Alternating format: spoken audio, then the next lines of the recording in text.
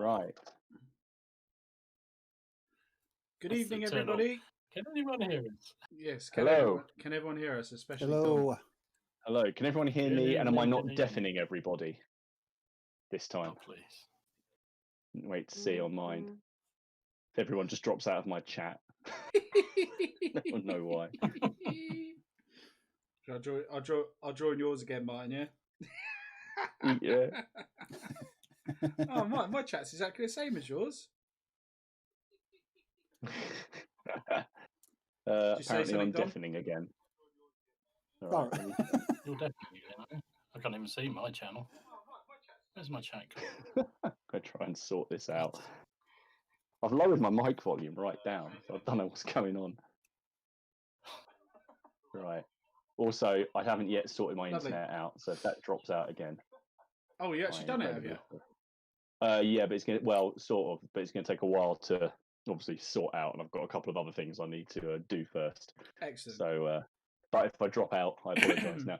And the people in my chat, am I not deafening yet? I'll just have to be quiet. You just slide that little slidey bar down, Martin, on the OBS where you're talking. Yeah, I've done that. I'm lower than you guys on there. Put it a little bit lower then. What do you think? Go lower. Go low. Yeah. Still loud. Good evening, everyone. Oh, well, I'll muck around with this one eventually. That's all right. Right. Good evening. Welcome to episode 31 of the Plastic Crack podcast. Above me is Martin Son trying to sort his audio. Hello. To my diagonal is Dom from Boots on the Table. And to my right is Steve from On Point HQ with the brush in his mouth. He's a pain eater, yeah. He's a serial pain eater. Yeah, so, welcome, guys. Mine's fine. There we go. Yeah, there we go. Now you're fine. Beautiful. Right, so, guys, welcome. Thank you for joining us again on a Monday night. It's lovely to have you all with us. If you want to get talking in all of our chats, please do. Questions from the community are highly welcome, and, we'll do our best to answer them. Steve, I can see some really nice plastic models behind your head, mate. Or, like, boxes of. That's my... Is that your shape? That's my stash corner. I've never noticed that before. You've always tactically hid it behind your head. So, happy days. No, I like it how you got it by the window so that anyone who might steal your house, if they're not into wargaming, they're just going to like steal your house, steal stuff from your house. They look at it and go, nah. He's got a load of plastic. That's just plastic crap. We'll leave that. Yeah. But this guy's quite clearly deranged. Let's leave him alone. Oh dear. Right, so welcome. Hi, Yes. Culloden. Hiya, mate. Battle Knights. Jason, thanks for the shout out on the channel. Jason did a shout out on his channel today for us all. For the podcast, awesome. so thank you for that. Hello, everybody. Paul's in my chat. painting shade. Go on, mate. As well. Yeah, go on. Paul's painting what? That's it. 3 at the moment. Paul's painting shack. Oh, lovely. That's our mate Paul Paul. Paul Richardson has renamed his YouTube channel to Painting Shed because nice. he's doing commission work, I believe. Oh, nice. Awesome. Oh, nice. I've got cool. imaginary conflicts I've never seen in the chat before. So welcome, buddy. Nice to see you in there. So you got anyone you want to shout out to, Martin? Yeah, we've got Ewan and Aaron Lowe, the evil Jim Reaper. I'm sure we're going to come on to Jim later. Peter Little, Graham Fennell, Bill Roy, Leslie's popped in, says hello, Hayley, and then hello, Martin. So, Hayley's actually around tonight. She's not off Pokemon hunting. Matt Mail's here, Miller Miniatures here, Christoph Geldhoff, Damjon's here, Phil from Wargamers Anonymous is here, and he says he's on time. Unbelievable. Hello, mate. Constable Grey and Medieval Warrior are here as well. Fantastic. So, hello, everybody. Good collection of reprobates. Wicked. So, guys, what you've been doing this week? Let's start with Steve. Let's go with Steve. More Germans. one day, do you know what? You'll say something like, "I've been working on some biblical stuff," or something like that. Just one. That's really weird. Hang on. Oh no, the Winter Germans have. Yeah, I really, I've almost finished it. I'm working on the last batch tonight, and then after that, it's going to be those display bases. I loved those display bases. Working on them, that was a lot of fun. Nice. A bit fiddly and time consuming. I think I went through in making those two. I went through 5 albums and about 6 cups of coffee. It was brilliant. A great way to spend a day. Nice one, mate. But I will. I'm just this is my first ever painted British Napoleonic figure, and I speed painted it in the way that I normally paint bolt action figures. And it worked. I'm quite proud. I'm quite chuffed. Whether I'll paint the others, I'm not quite sure, but I'm really tempted to paint the remaining 4 just to see if I can harness the power of speed painting for Napoleonic. I can't seem to do it with my French. You're not taking part in NI Miniatures challenge to speed paint a British infantryman in, was it in 2 minutes or something? 8 minutes. 8 minutes. 8 minutes. 8 minutes. What, Napoleonic? Yeah, you should. Yeah. There's only one way to be able to do that. There's only one way I could do that, and it would involve Martin's snow product. I've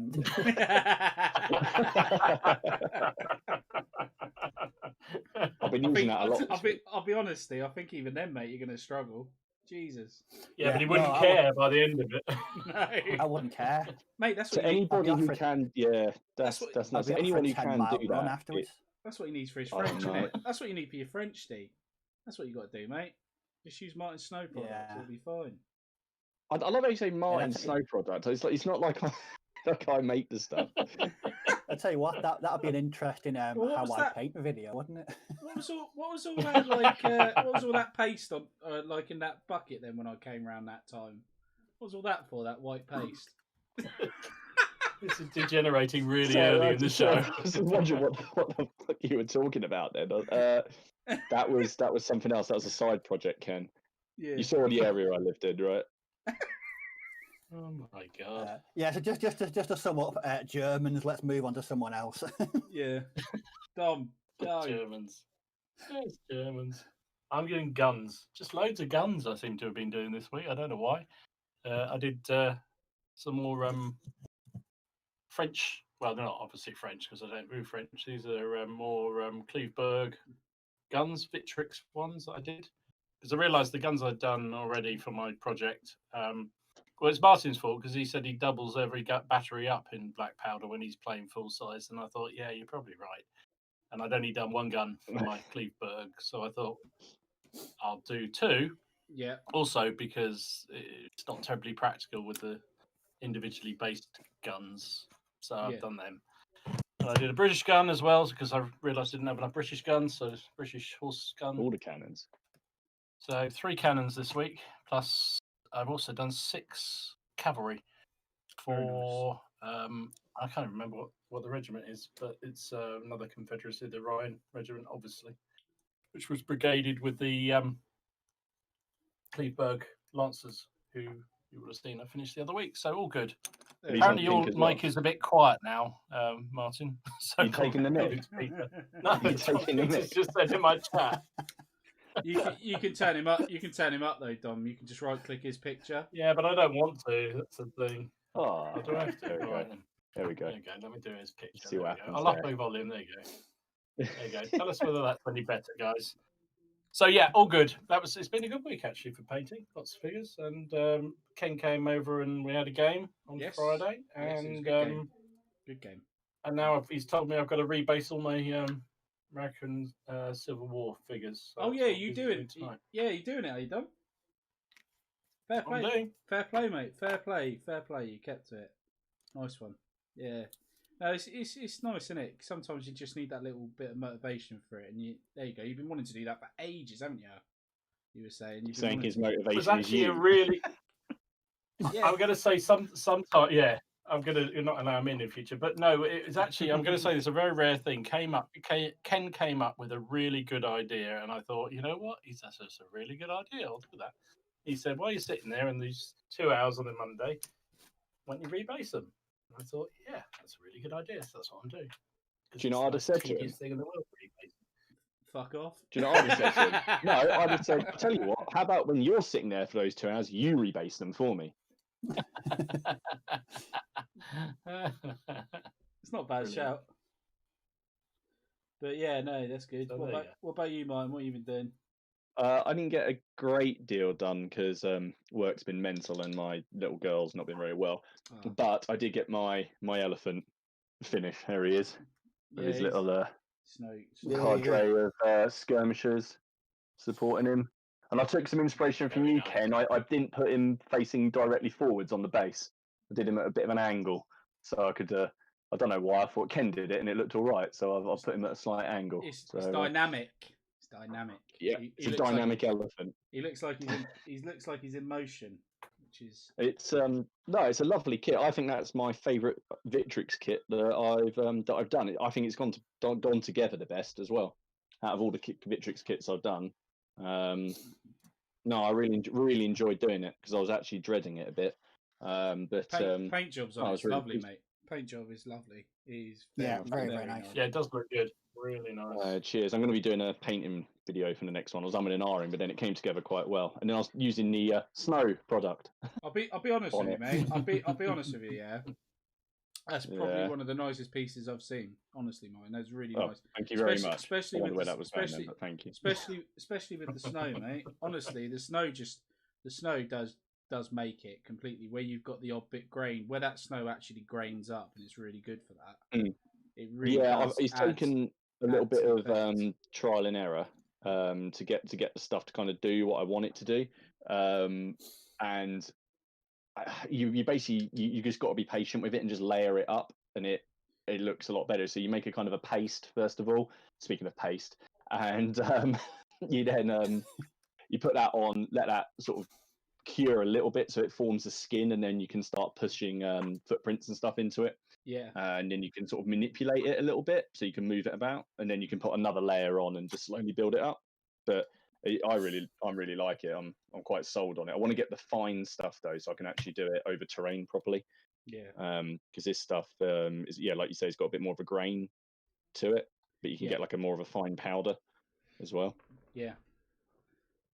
I do like also where you put that that stuff, the one that I can't remember which one it was, the liquid one that you tested on the tank, and you put it on Oh, the yeah. powder and stuff on the, and that looks Yeah. really good.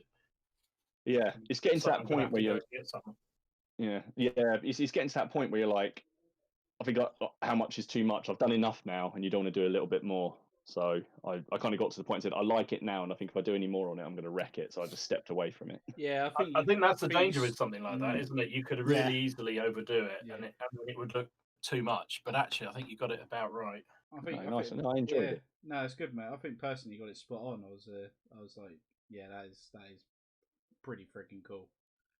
Cheers. Well, I've got to have an elephant. I think I might. I needed to check the army list because I just had a funny thought, because I want to do a large contingent of Gaulish allies, and they have chariots in Victrix. So I was just wondering if I could do some snowy chariots. That'd be cool. Hang on, let me just see if they're in the army list.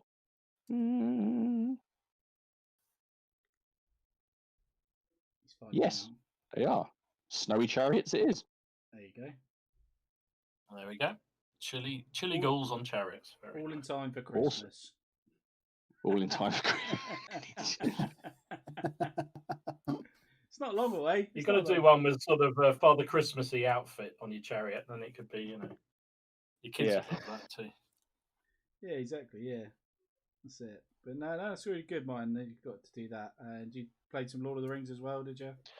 Yeah, that was a bit of a off the cuff kind of thing. My brother-in-law, it was his birthday, so and he does some gaming, and I said, all right, what do you want to play? Because I was like, well, maybe he'll want to play Black Powder, and I can get Black Powder out. But you tell you what, basically we've spoken about audio books before, but they've just re-released the Hobbit audio book with Andy Serkis actually reading it and doing the Gollum voice and all of that kind of stuff in it. Oh, nice. So he said, about Lord of the Rings. So I have played it before, but it was a while ago, sometime last year, and I couldn't remember an awful lot. So I just thought we'll go through the scenarios. It's good. I enjoy it. We have played another game which I filmed, which is the next one, which was a bit of a farce. So I'm kind of in two minds whether or not to put it up. It's going to probably be about 20 minutes long, and that's it. It is what it is, isn't it? Can't keep the people. Whatchamacallit? You got to show them. You got to do it. You got to do True. it. Yeah. I'll pop it. I'll pop it up. No, it's good. I enjoyed it.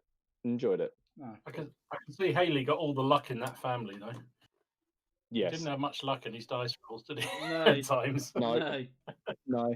No. So no, I think I just said it. I kept on going. No, he's dead. No, he's dead. No, he's dead. And then I just when I was editing it, I was like, God, I could actually just cut and paste that. Yeah, no. What about you, Ken? What have you done? What's I've been completed Oh in my that front? god, I've been building Imperial Guard from Victrix. It's taken me all week. It's only yesterday I actually finished building them all up, and I built the cannon as well. It was a bit of a nightmare, to be honest. Not gonna lie, I don't know what it was. It's just the mold lines. Oh my god, the mold lines. They're pretty. I see what you. They're lovely models. They look really cool now with all the dynamic poses, but clearing the mold lines off was a nightmare. Mhm. There were some that were like, I don't know, maybe a centimetre high off the model. But you pay next to nothing for so many figures. What do you expect? You don't expect it to be perfect, do you? But yeah, no, they're good. They're really cool now. I've put them together. Steve, I did a kit bash officer. Really? I saw that. I saw that on your stream. Yeah. I put a bearskin head on one of the officer guys, and you have to chop his head off. It's really quite awkward actually because there's no recess for it, so I had to carve out I had to carve out a recess for the bearskin head. But it's made the two officers different now, which is quite nice. And I've done 4 drummer boys, mate, 2 per battalion.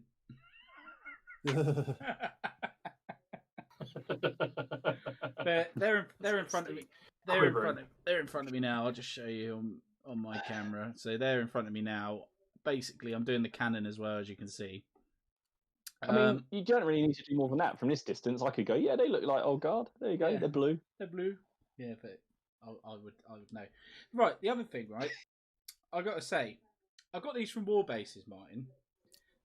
These Right. The squares. Okay. I thought they'd pop out. They're laser cut MDF, but I don't know. What am I looking at? Square. It looks like it's a.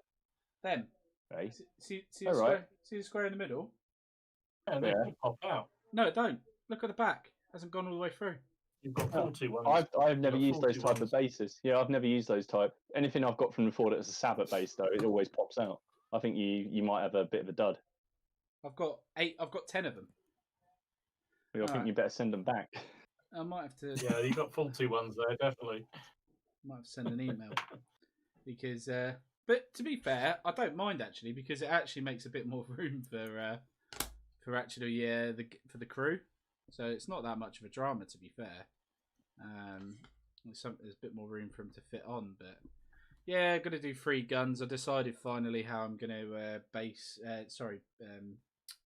do my brigade. So I'm gonna do 4 regiments, so line regiments, 3 cannon, a colonel per brigade. That's how I'm gonna do it.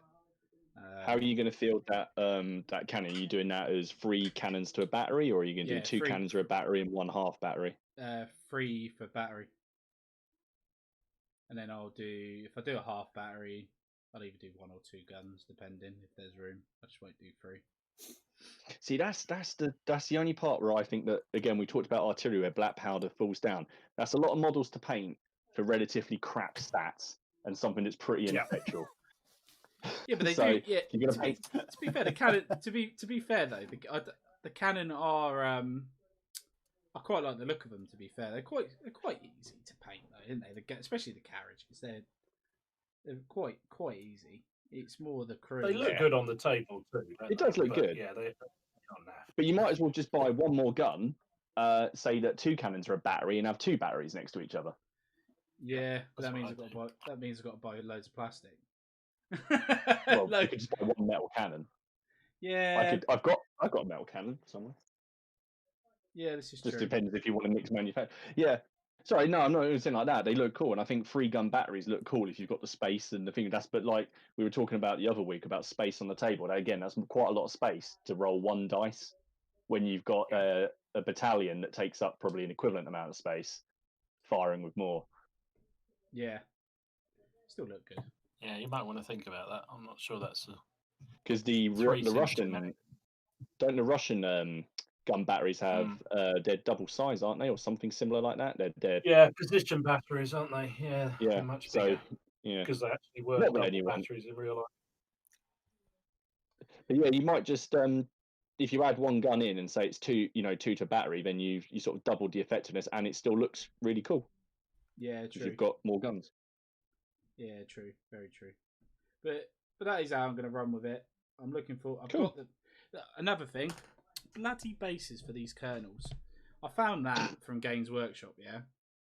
Yeah. It's quite a fair size base. If I put a miniature on it, you'll see it's big enough for a kernel. Yeah. That's Yeah. about the size I want. I ordered the bloody. I ordered some more of these from War Bases, and I got the wrong size, didn't I? I got the 100 by or 17. No, 100 by 20 or 30 mil. They're really small builds. They're tiny, and I got no use for them. But yeah, but apart from that, no, it's been an interesting week. But that's pretty much me. I've just been crying by putting these old guards together. But I'm glad I've done it now because I can't Ken, wait to get them painted. Ken, that story just reminded me of the Stonehenge scene from This Is Spinal Tap. I don't know what.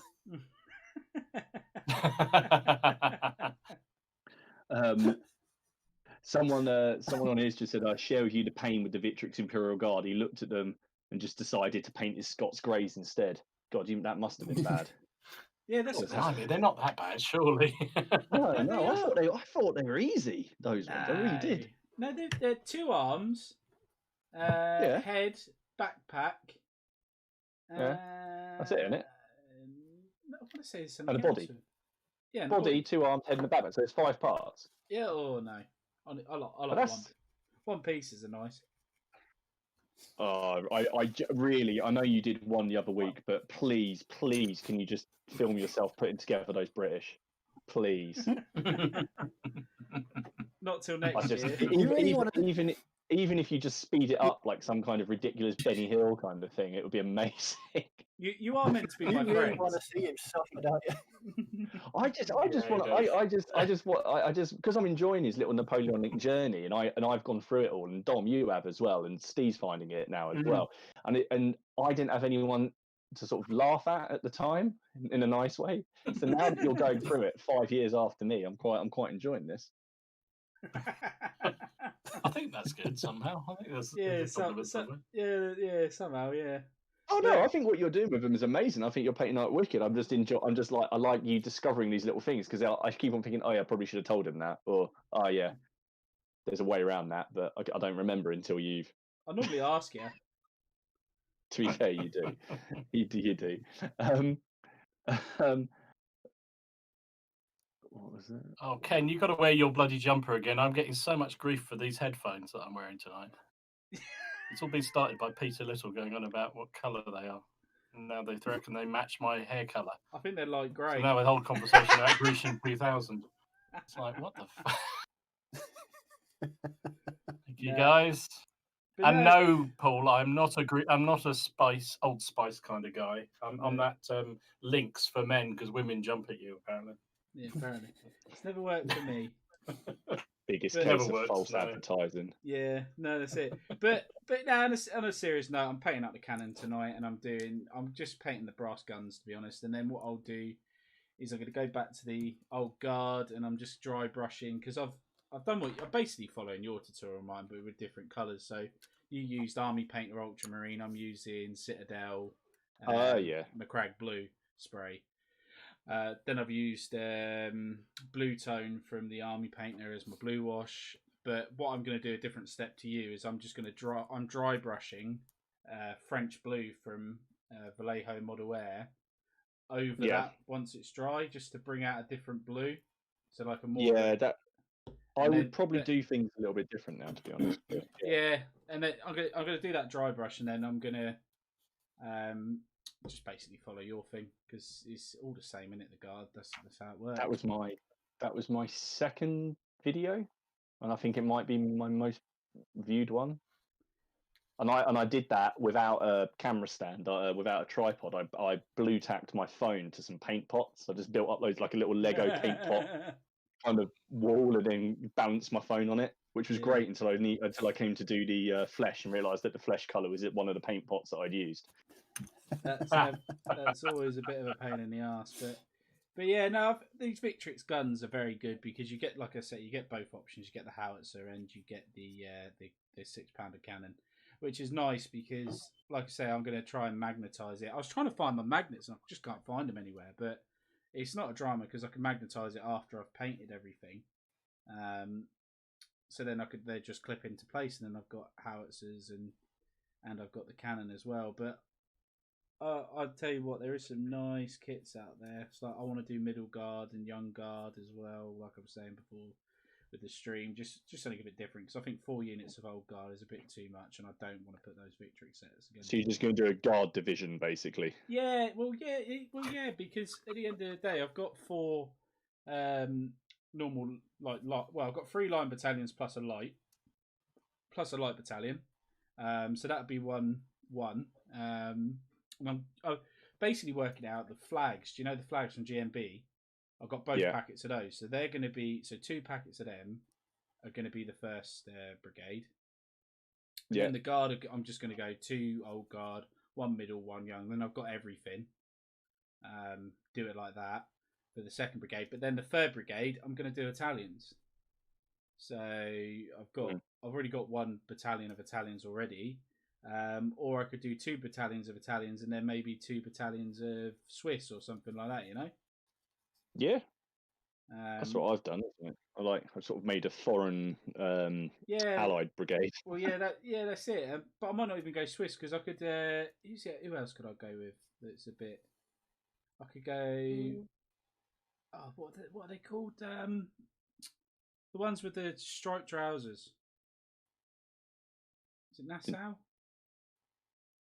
Is that them? No.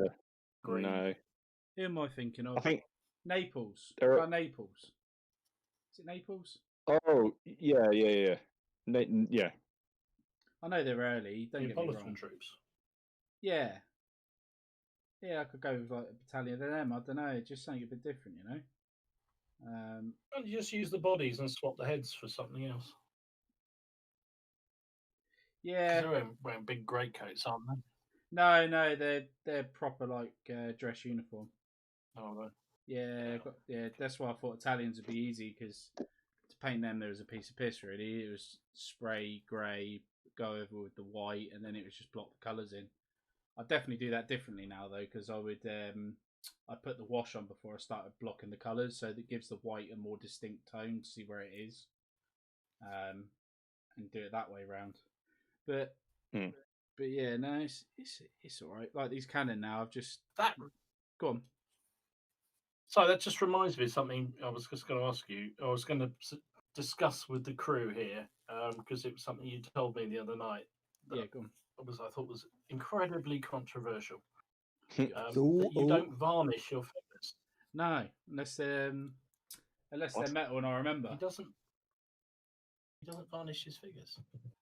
Do you not? Not do you not even just not even a quick matte varnish? Not my plastics. No, why would I do that for? Paint can still come off. I don't varnish mine either. Do you not either? No. Wow. Yeah, look, here you go. Look at this. Where is it? I've got a bottle here somewhere. Where is it? There it is. There, airbrush varnish. I varnish everything I produce: metal, plastic, resin, all varnished. I varnished those casualty markers. They got varnished because they're going to get chucked about. But again, I will. That is one thing that really does annoy me. I've got to admit, is some of my metals, they chip because I haven't varnished them. But I have varnished some. But I need to spend a day. I need a whole day to go through and get them all out and spray everything that's metal. So that will take up a hobby day. That will literally take up a day. I need. Maybe after this, what I'll do is get the airbrush out with the old varnish here and just go through everything I've got and varnish it all. Maybe that's the way to do it. And just spend a day. I just like securing down all the basing material, any pigments. Well, that's what I said. That's what I do. Yeah, it just settles it all down and it gives that flat color, straight color that you know is going to be safely protected, and I don't have to worry too much about wearing its hair during the day. No, I've never had the an only issue with figures base and stuff.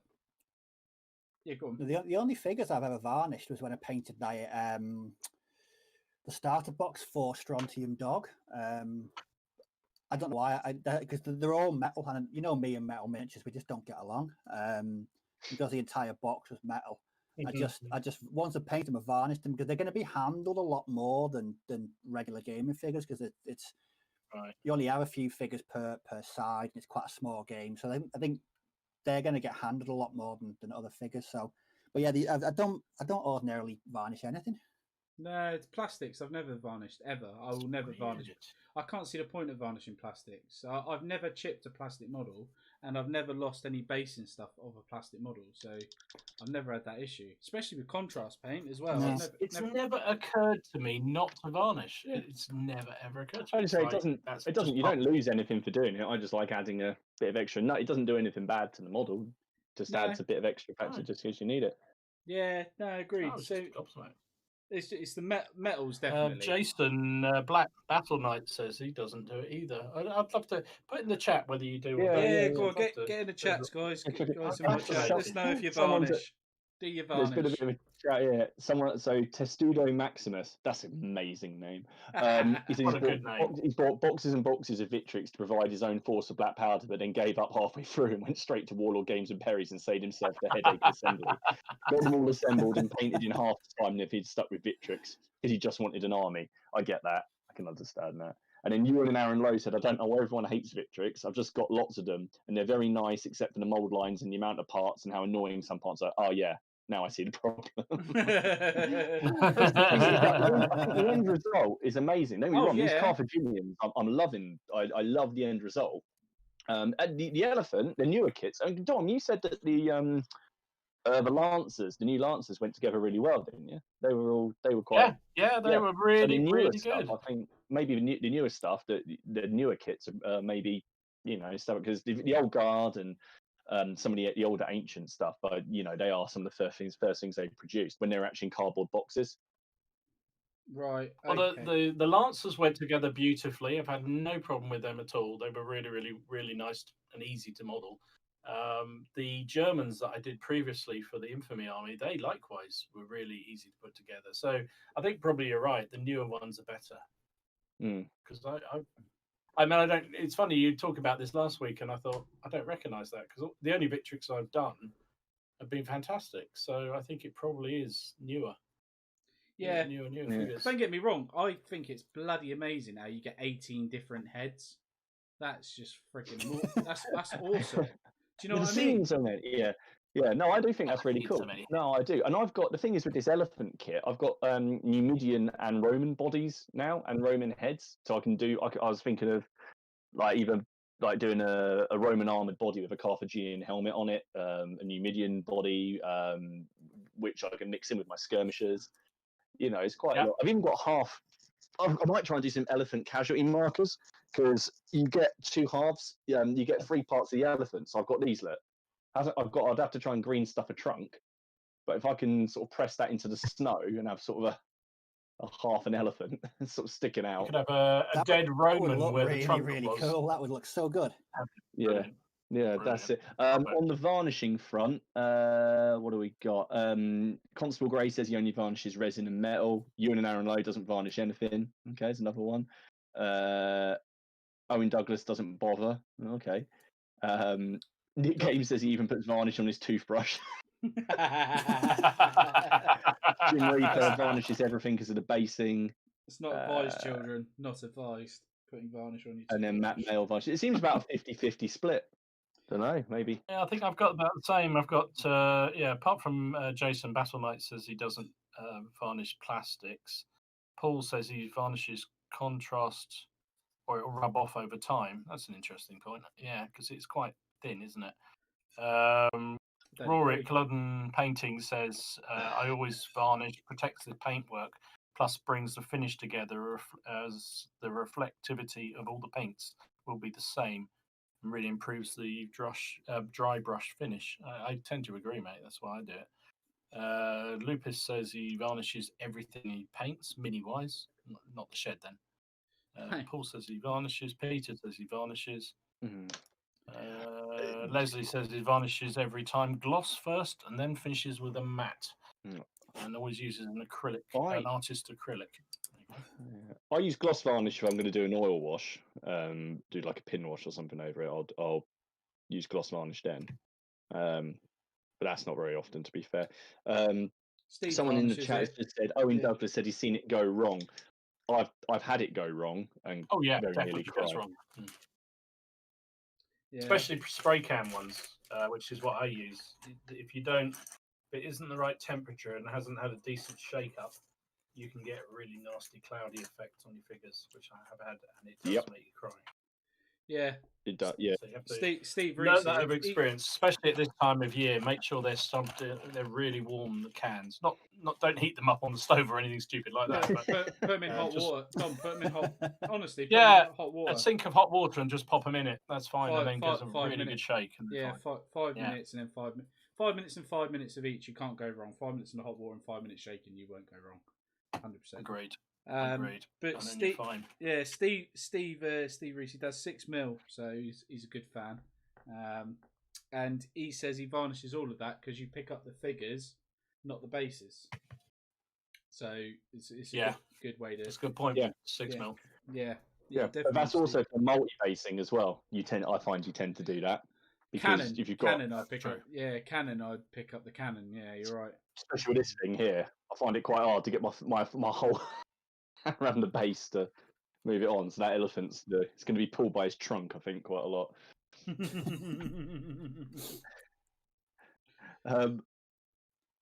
Yeah. Ow. That was a nice controversial topic, Dom. I was genuinely gobsmacked. It just because it never occurred to me not to varnish. Yeah.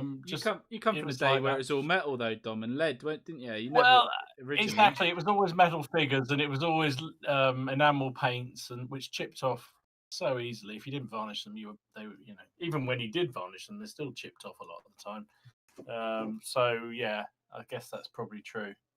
But yeah, it genuinely never occurred to me. So I just thought I'd ask the question. It's interesting. So 50-50 here. Yeah. And probably in the chat, maybe a slight erring on more varnish than not, but not much though.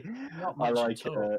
Little Legion's comment here, which I think is quite good. It probably closes off the whole thing here. It just says spray can varnish is just the work of the devil.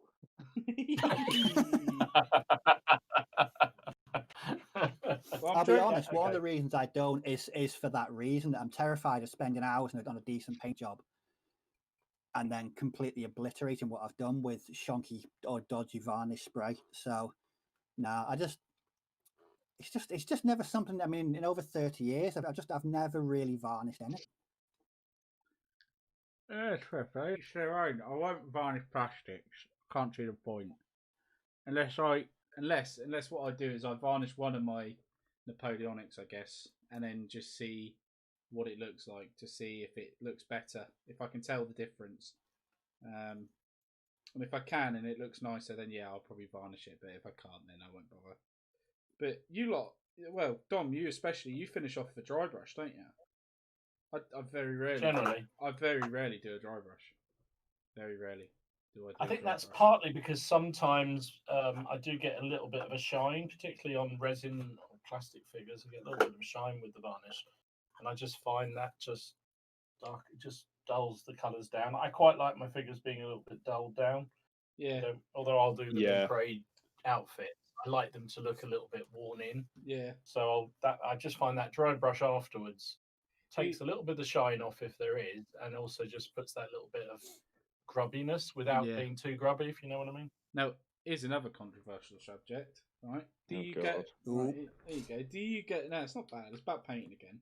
Do you, after you've done so my general tactic, especially with these, right? So especially with these Napoleonics, this is how I paint. So I'll prime, base layer, wash.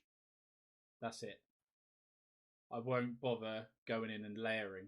So, after the wash, people go in and layer, pick out individual bits to buff it up. I'll put all the base layers on, then I'll put one wash over it. The only exception to that is the flesh. I will go in with the flesh and I'll put a second tone on the flesh and I'll do the eyes. But with the uniforms and that, I don't go in and layer. Do any of you do layer painting all the time religiously? I might do it if it's like a command. Napoleonics, do you mean? Or just anything anything in general. What's your general take on layer painting? It depends on the quality of the model and the sculpt. For me. If the model's got loads of details, like my Wild West Exodus models, I spent probably, I don't know, maybe 10 hours a model on those. So I layered up how many did you have? About 10. So it's about 10. So if you had a project of 100, would you layer them? No, that's a difference between. So I mean, I'm layering now because I'm doing these Libyan infantry, and they've just been undercoated white, then apothecary white, then I'm picking out because I want. The problem with white armor, when you've got white tunics and white armor, I want there to be some difference between them. So they've got these little sort of scale dress skirt things at the bottom. I don't know what that's called. That sort of leather strapping. So I pick those out with just a quick highlight. So when I put the wash over it, they will have a slightly different tone, just so that there's a bit of difference. But not for like I guess batch painting. No. Because there are some people I gather out there that do that. That will, do that. Some people, if they're better painters, I think definitely would do. For people who really spend a lot of time on their figures, they lay out everything, they'll blend everything.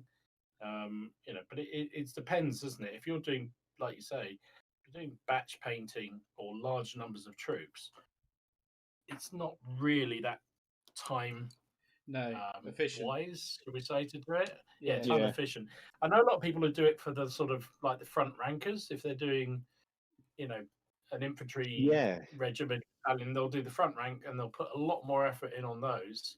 I think just to make, and then the rest of them they'll do just sort of standard colours. Or just the officers. Yeah, that's what I was thinking. I think I might do the command bases. I might do layer, just to make them pop for like the colonel and stuff like that, just so they stand out a bit more. But for the normal battalions, too lazy, frankly, to do all that.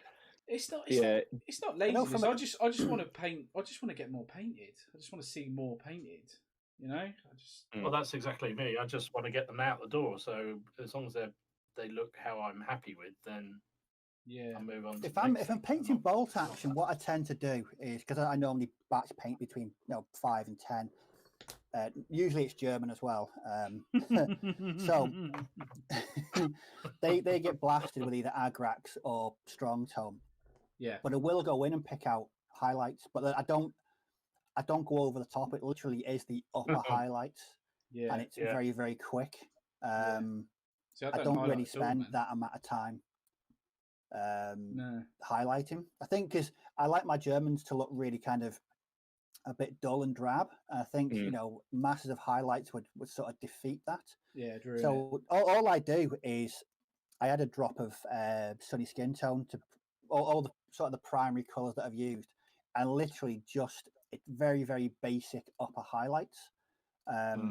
So on these great coats that I'm painting now for the winter ones, it's just literally a couple of highlights over the folds in the material. But that's about it. I don't want to spend hours because at the end of the day, the gaming pieces. So I don't really want to spend hours now. But I know what, Martin, you're going about your Wild West Exodus. When I painted my starter box, I spent ages on them. I really did spend a lot of time painting them. Yeah. Matt Mayles just said in here that it depends upon the period. That's quite true as well, because he said he's done an English Civil War and wants them to look dirty and grimy. But what about if you think of like say Leon's Landsknechts, where he's highlighted up all those. Would they be the same? You'd need them that bright. I mean, if you wax just Agrax over all of that, you just wouldn't. It just wouldn't be the same, would it? So I think work with it. No. It's if you've got these or like Ottoman armies, there's all these amazing sort of colours that you could do for them as well for like the 30 Years War period. That'd be awesome as well. Jim Reaper said that he does it, but only for characters. So for those X4 things that you want to pop, I guess. Yeah. I understand that. Yeah, but I tell you Battle Knight says he does every man like a champion. That's why he's got no fully painted armies. That's true. Yeah, And Paul says faces and bases. That's and I think that's probably yeah, Yeah. faces, yeah, faces. I think Yeah. if you spend a bit of extra time on the face, it can change your miniature. Definitely. I do a lot on. I probably do too many layers on faces, to be honest, for what the end is. Yeah. But I think the thing is, again, getting back to encouraging people to start the hobby and get in it. You can get it's how you feel comfortable with, and whatever you feel happy with your figures. Totally. Some people love, my mate Nick, who just absolutely was. I mean, he's been painting a Bavarian army for as long as I can remember.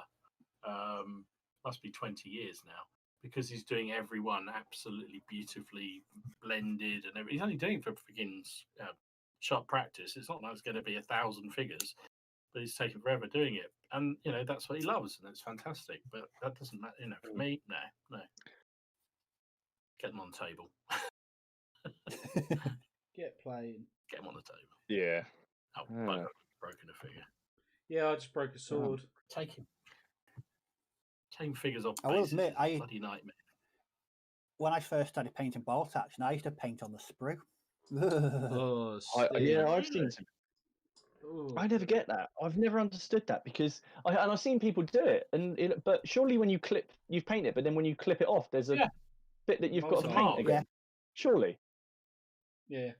It dawned on me that I was actually spending more time fixing errors and mistakes after I put it together than I'd actually spent painting on the bloody sprue. It was so counterproductive. It was unbelievable. So that's when I changed my painting thing altogether. So I used to work on one or two at a time to work on complete squads, and I've blasted out so many bolt action armies in that time that I couldn't go. I literally could not go back to painting like that. No. Batch painting for bolt action every day of the week. 100%. Jason says he's currently working on some Numidians, and his skin tone of each man is 5 layers. Oh, holy Christ! Yeah. I was thinking about my skin tone. My skin tone's 4 layers for basic stuff. I'll do 4. Really? 3 or 4. Yeah. Oh no, 3 or 4. Two. Oh no, 3 because wash. Well, 3 if I count priming. Yeah, yeah, exactly. 4 if I count priming. Because I do prime. First I admire people who skin put the tone. time in on it. Yeah, I do 4. But Steve's just said in my chat, he said just quickly about the varnish. He just wants to know what you guys do. He said, "What varnish do you actually use physically? What brand is it? Matte, spray, and what company do you use? Is there a specific one?" I'm gonna get shot. I have genuinely found the best varnish is the GW one. Yeah, I think the immunity, because it's matte but with just a hint of like a satin in it, like it's not totally, so the armor doesn't get so dulled down that it's I did it for my Wars of the Roses stuff. I tried lots of different ones, and I thought it just dulled it all too much, and I tried that one because my mate had it, and then the armor still had a bit of a shine to it. Works, doesn't it is. Yeah, you're the same as me. I've got that, but I've got that airbrush one that I'm going to try, so I'll give it a go. And that's from MIG anyway. But yeah, normally it was the Citadel rattle can for me. But what about you, Dom? I use primarily Army Painter, whatever it's called, the dull coat one. The dull coat, yeah. That's the one I had ruined some of my models, so I sort of.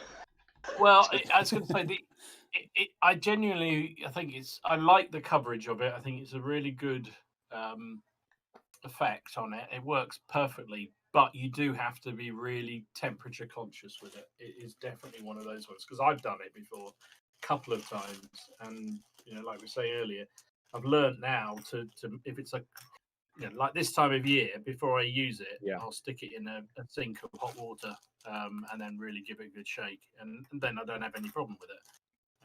But it's such a handy tip. Just sticking it in hot water is such a handy tip. I hadn't even thought of that. I just generally bring them in the living room and put them out of the kids' reach, hopefully, and leave them there. But I don't have thought about putting it in hot water. Don't put it in boiling, but hot, just hot out of the tap. Yeah, no, I might have to explain to my wife why there's loads of cans bobbing around in the sink, but yeah. And why I'm playing with a brush right now, a brush soap, Um, yes, Mr. Bond. you got a new box. Sorry, I'm going to finish. You got a new box, didn't you, Ken? That I saw you just Yeah, I did. fondling. That's... It's blast from the past, isn't it? Just 2 seconds. Let me just dry my hand.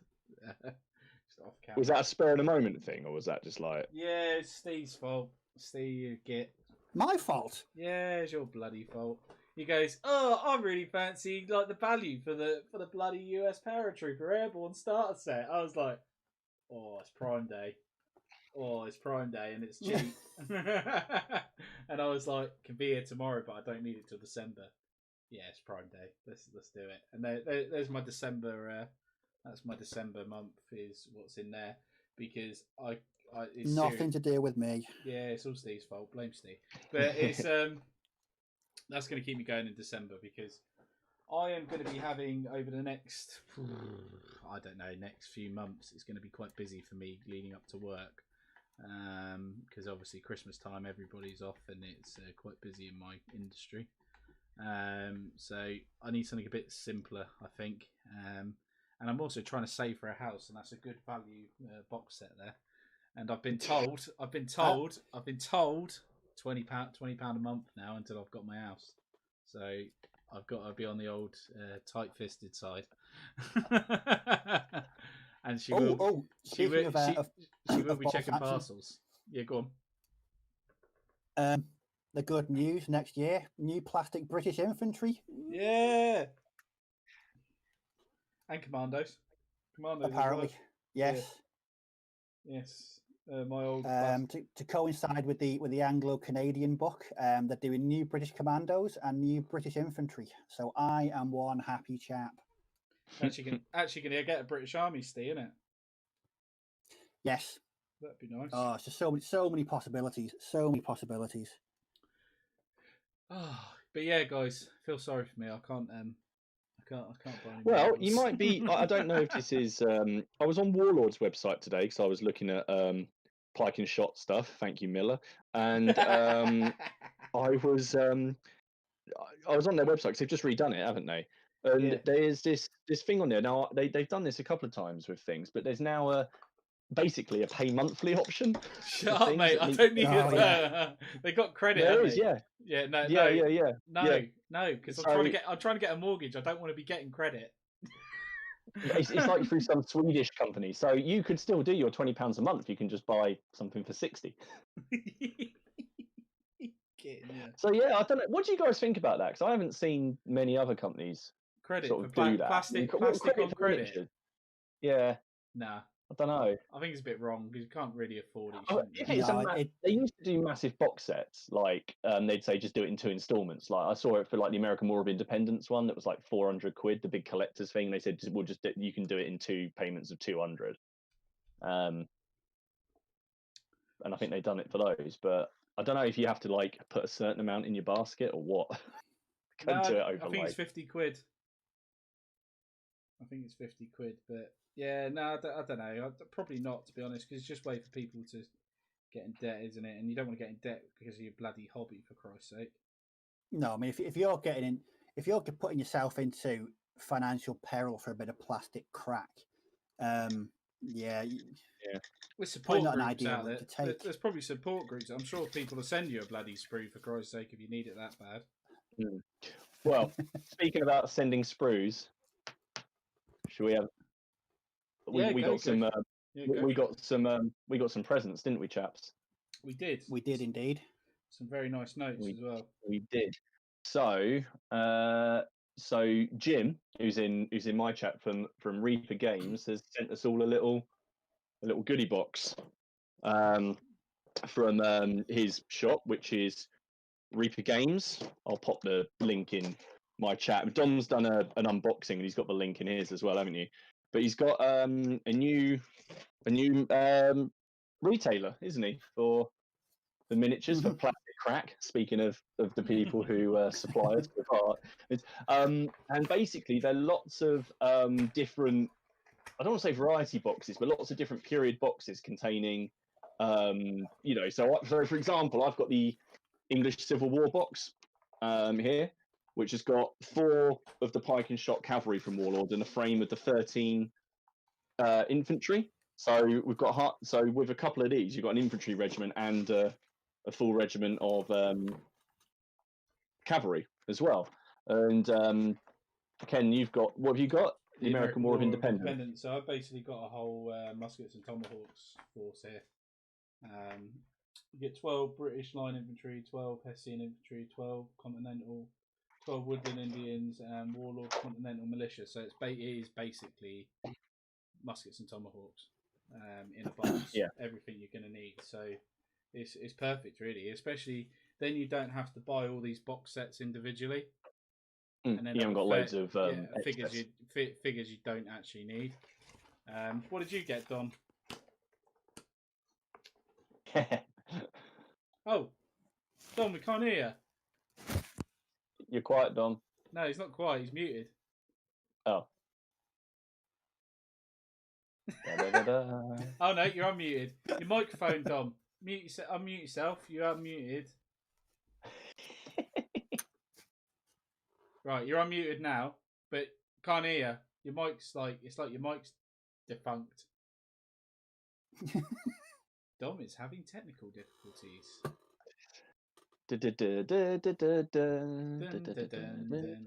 Unplug it and plug it back in. Get back in. What? I think that was directed at you. Oh dear. Steve, what was in your box? I got a Napoleonic selection of bits and pieces. So I got some French infantry, some British infantry, and 3 lots of Napoleonic cavalry.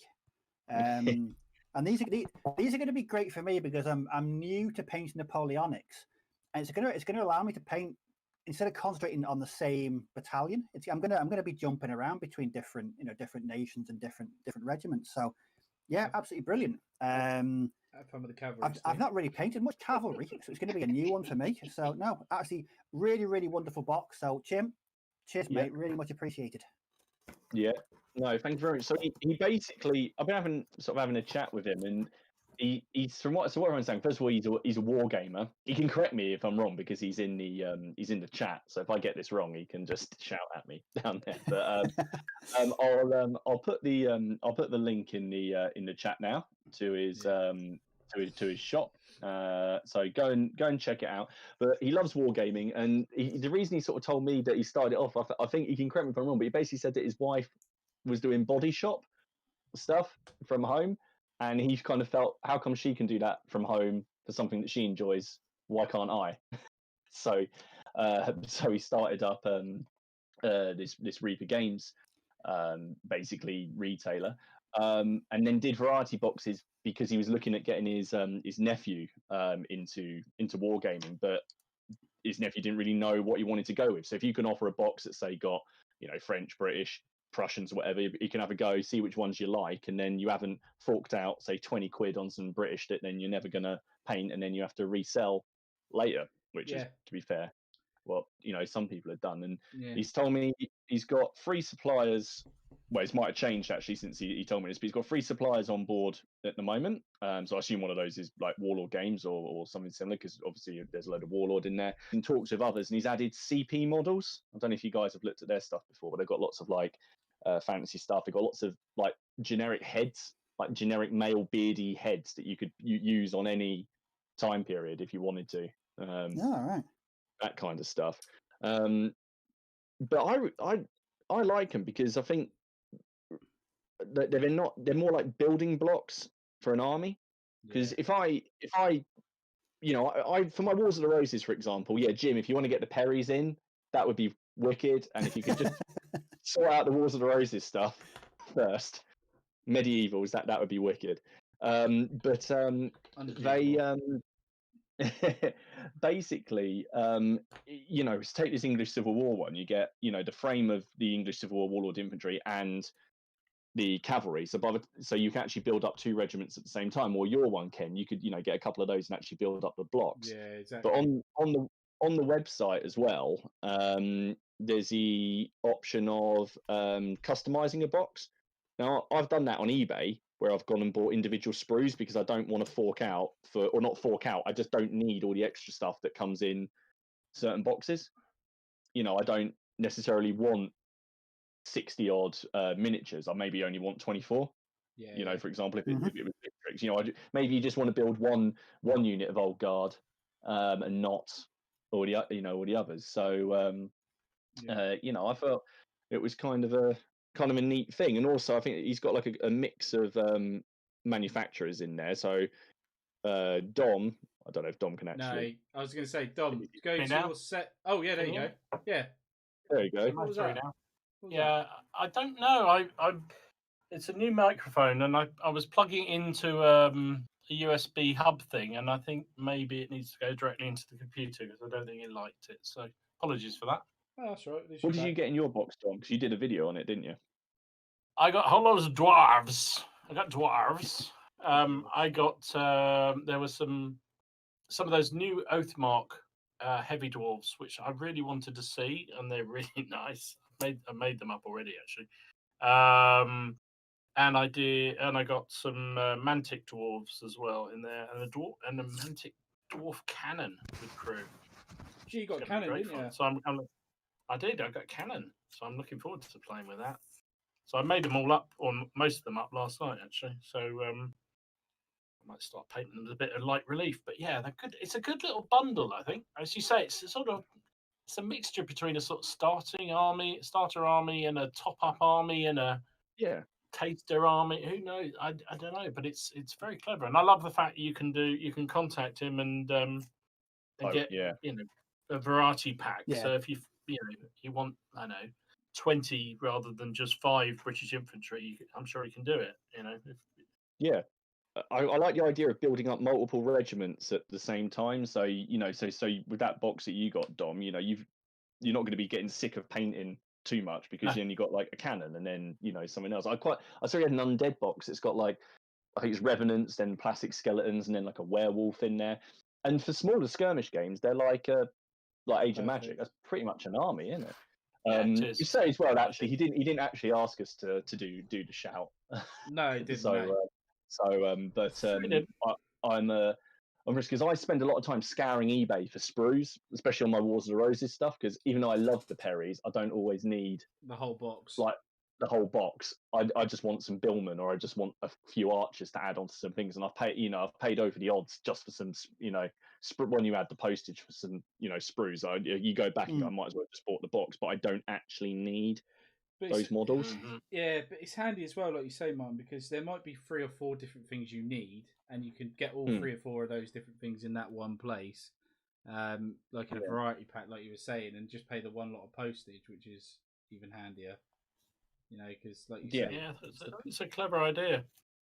Yeah, very clever. I'm going to be going on there, definitely. Get some bolt. So what other manufacturers have you got on board? Yeah, with these Napoleonics, because I'm not a prolific Napoleonic painter, I still like to dabble. So this has given me a great way of painting up, 3 or 4 different things that I wouldn't normally paint up, but I've not got to paint 30 or 40 of them. So no, it's good. It's a great idea, especially if you want to do sort of test painting subjects. Pick a couple of sprues if you like the way they paint up. You can order more. No, I think it's a really fantastic idea. Yeah. I tell you what, for diorama creators or people who just like creating, models of things, that'd be really cool, wouldn't it? Yeah. Yeah. Do you know what I thought it'd be really good for? RPG players, people who don't want 50 goblins, but just want like that. What if you were going? If I play D&D and some other RPGs and stuff as well. But if you were going to do an adventure, you could buy that because they're not a hugely expensive. This ECW box, I think he's got in there for 10 quid. And there's nearly 20. I think there's Warlord retail. That's nearly 17, 20 quid.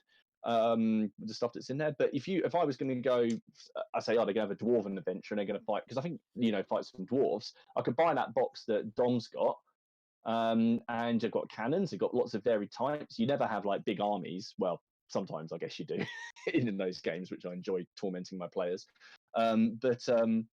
It's a good little variety pack. You can get that undead one, and you've just got some, great models. And RPG miniatures, there's there's some companies out there that make like Reaper miniatures, Reaper bones, but it's they don't have necessarily the multi-pose variety.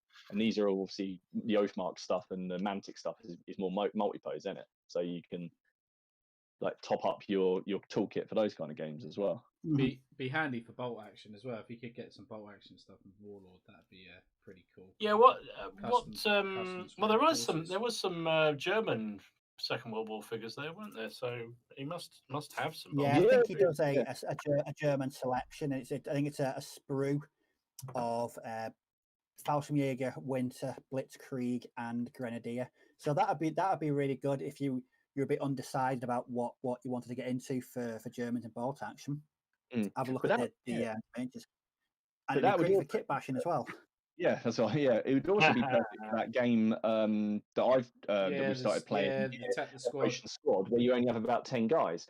If you buy, say, 2 of those boxes, I think it is like, say, there's 5 Germans, 5 Brits, 5 Americans, and 5 Russians. You get 2 of those boxes, you've got 4 squads, and you can represent all 4 nations because it's a squad-based level game, and that's it. You're done. Yep. Yeah, that's it. Nice. No, it's cool. So good yeah, shout. so thank you very much. Go check him out. Have a look on there, and I'm going to be going because now I can find now. There's after these Carthaginians are done, I need to start building up the ECW stuff. So I'm definitely going to be going there and having a look. But Battle Knights has said in here as well to check out Bad Squiddo games as well. Is that Dice Bag Lady? Is that the same? No, she does it's all the Annie, females. isn't it? No, she does all the females. Yeah, I have seen some of their miniatures before, and they're really cool. But I haven't got any myself yet. I wanted to do Russian snipers. I just wanted to paint up some female Russian snipers for that Operation Squad game. That's it. I want the Bad Squiddo Bofors. That for my Australians, that looks. I know Beckus, he did that. He got the Bad Squiddo Bofors and just changed the crew around. It looks absolutely fantastic. I think another Warlord one looks good, but it looks to me a bit fiddly. But the Squiddo one, I think it's resin, and it looks really, really good. Yeah, I like that one. Ooh. That did look good. You're right. Sorry, that's just reminded me. He did. Jim did have a question. If we could throw it out to people, to people here and to people in the chat as well, which is, if you could design a variety box, what kind of thing would you want in it? I guess for any kind of like level, what sort of stuff would you want in it? Would you want like that broad mix, or would you want different scales? Would you want 28mm? Would you want 15, 6? Yeah, imagine that. It's really difficult, isn't it? Because it depends what you're getting it for. We've just already described a whole load of different scenarios for using. So yeah, I don't know if I was trying to top up a unit of infantry that or wanted another extra unit. I didn't want to have to go and buy a box. Then that would be perfect. But also, like you say, it could be used in a skirmish game or as almost an entire force if it's a small scale game for both sides. So I don't really know. I think the key thing to me is almost to have the variety box where you can pick and choose from a variety of different manufacturers. Yeah, that would be perfect. Yeah, customize the whole experience. Put in the box whatever you want. Yeah, because he's got that option. I have to have a look at that and see what we can do. I mean, I think for me, if you've got those kind of variety boxes, which are almost little armies, is having some kind of command level option in there, even if it's just a little command frame. Yeah, because that's true. Because you get the having, because I think some like the ECW, I think there's like a little command frame. I need to have a proper check through the box, but if you've got that ability to add that in, then of course you've got you're sort of sold them, because if you can't get a command frame or anything like that, then you'll have to sort of go and get one elsewhere. And if you could get that, I suppose, in that box as well, either add it on as an extra or something like that.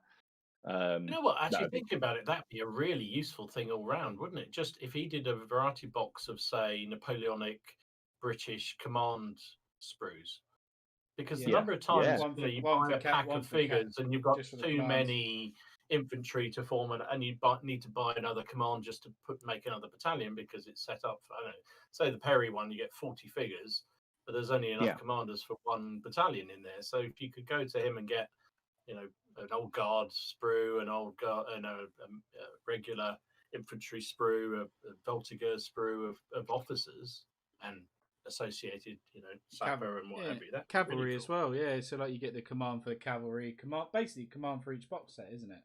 That you can get hold of maybe, and then you can just pick and choose, can't you? Yeah, commands. Battle Knights. Command. Yeah, Battle Knights just suggested, and maybe the paints to go with them. That's a good idea. Yeah, an all-in-one Sort kit. of a core unit with the paints to go with them. That'd be great. Yeah, I think for me, what it would be is with bolt action. So you've got units that you can use in sort of late war, middle war, and early war. So my Fallschirmjäger is set up for late war, but what I want to do is be able to get not have to go out and buy the whole box, but just I think it's about 8 to 10 miniatures, just so I can give more rifles and turn them into early war Fallschirmjäger.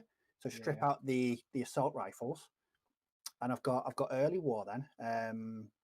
I think that's the flexibility that I think is really cool. Is that you don't need to go out and buy the entire box and you can have radically different units for your bolt action sections just by picking up a couple of figures.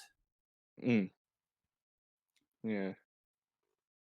Different types of medievals would be quite cool. Someone said that down here actually. Try and get Victrix on board, innit? If you get Victrix on board, that'd be really good. I mean, if you can get Victrix and break those sets down. So, for example, this Carthage, the Warriors of Carthage set, right? You get 24. I think where you get Libyan veterans, Libyan spearmen, and skirmishers.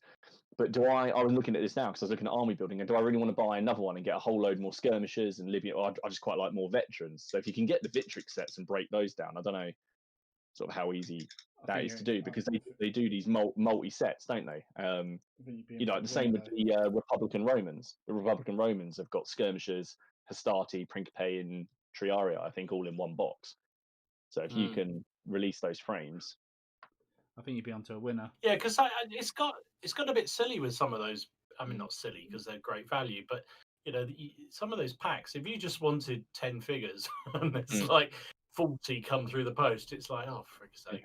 He's actually He's just said Victric has said yes, but he's just waiting for confirmation on whether or not you can break them down. Oh, right. Fingers crossed, because that would be cool. Do you do a service where you'll assemble them first and send them? We all know. Judging by the comments on here about assembly, if you did that, like if £5 or you chuck a charge, I'll assemble them all for you and ship them. I think, judging by what was in the comments down here, you'll get a whole load of business. 10. Actually, Paul came up. Yeah, Ken will have it straight away. It's taking me a week. Paul just came up with a great idea. He said, "How about game-specific boxes? So, like muskets and tomahawks box, line rampant, men of bronze, chosen men, that kind of thing." Yeah, that's not a bad idea.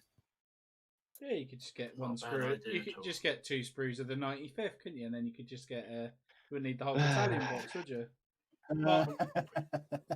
Martin, I'm gonna get, when I do the British, I'm gonna do the 95th, but I'm gonna use them in line instead. I'm not gonna have them. What do you mean use them in line? I'm gonna use them as a battalion, as a line in battalion, which you can do. It says in the rules I can. I can use them as a battalion. Don't need to use them in skirmish. Why would you do that?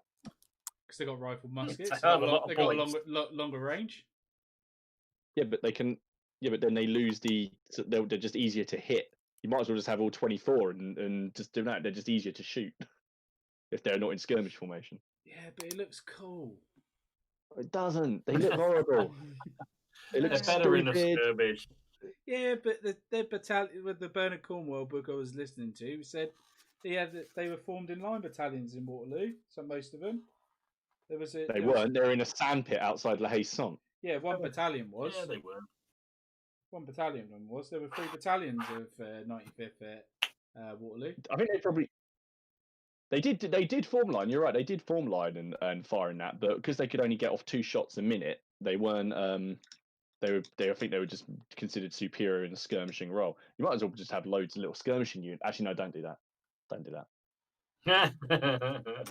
Why don't I just get loads of skirmishers to go in front of my lines just to piss you off and annoy you with my bolt again? Evil Ken. Don't worry, we'll have another game. And as I said, I'm not going to use them. I will not use the 95th. I'm just going to take a massive unit of Hanoverian Jaegers because clearly The the dice Hanoverians, favor Hanoverians. the Hanoverians have got stuff to live up to, mate. They routed the old guard last time, so They did. They're good lads. They're good lads.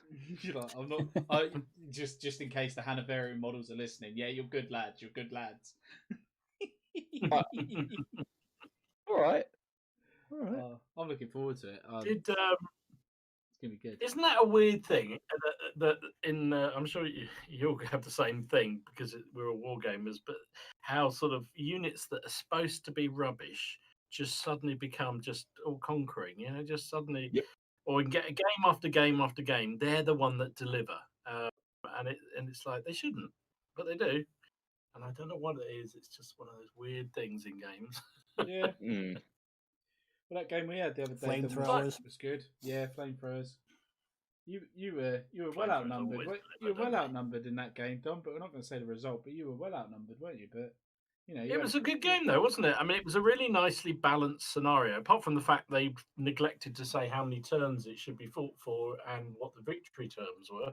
Yeah, that was But quite actually, funny. in terms of the actual game, was a really clever. It was from the book. It was one from one of the bolt action from the Black Powder ACW. Oh, glory, supplement. hallelujah.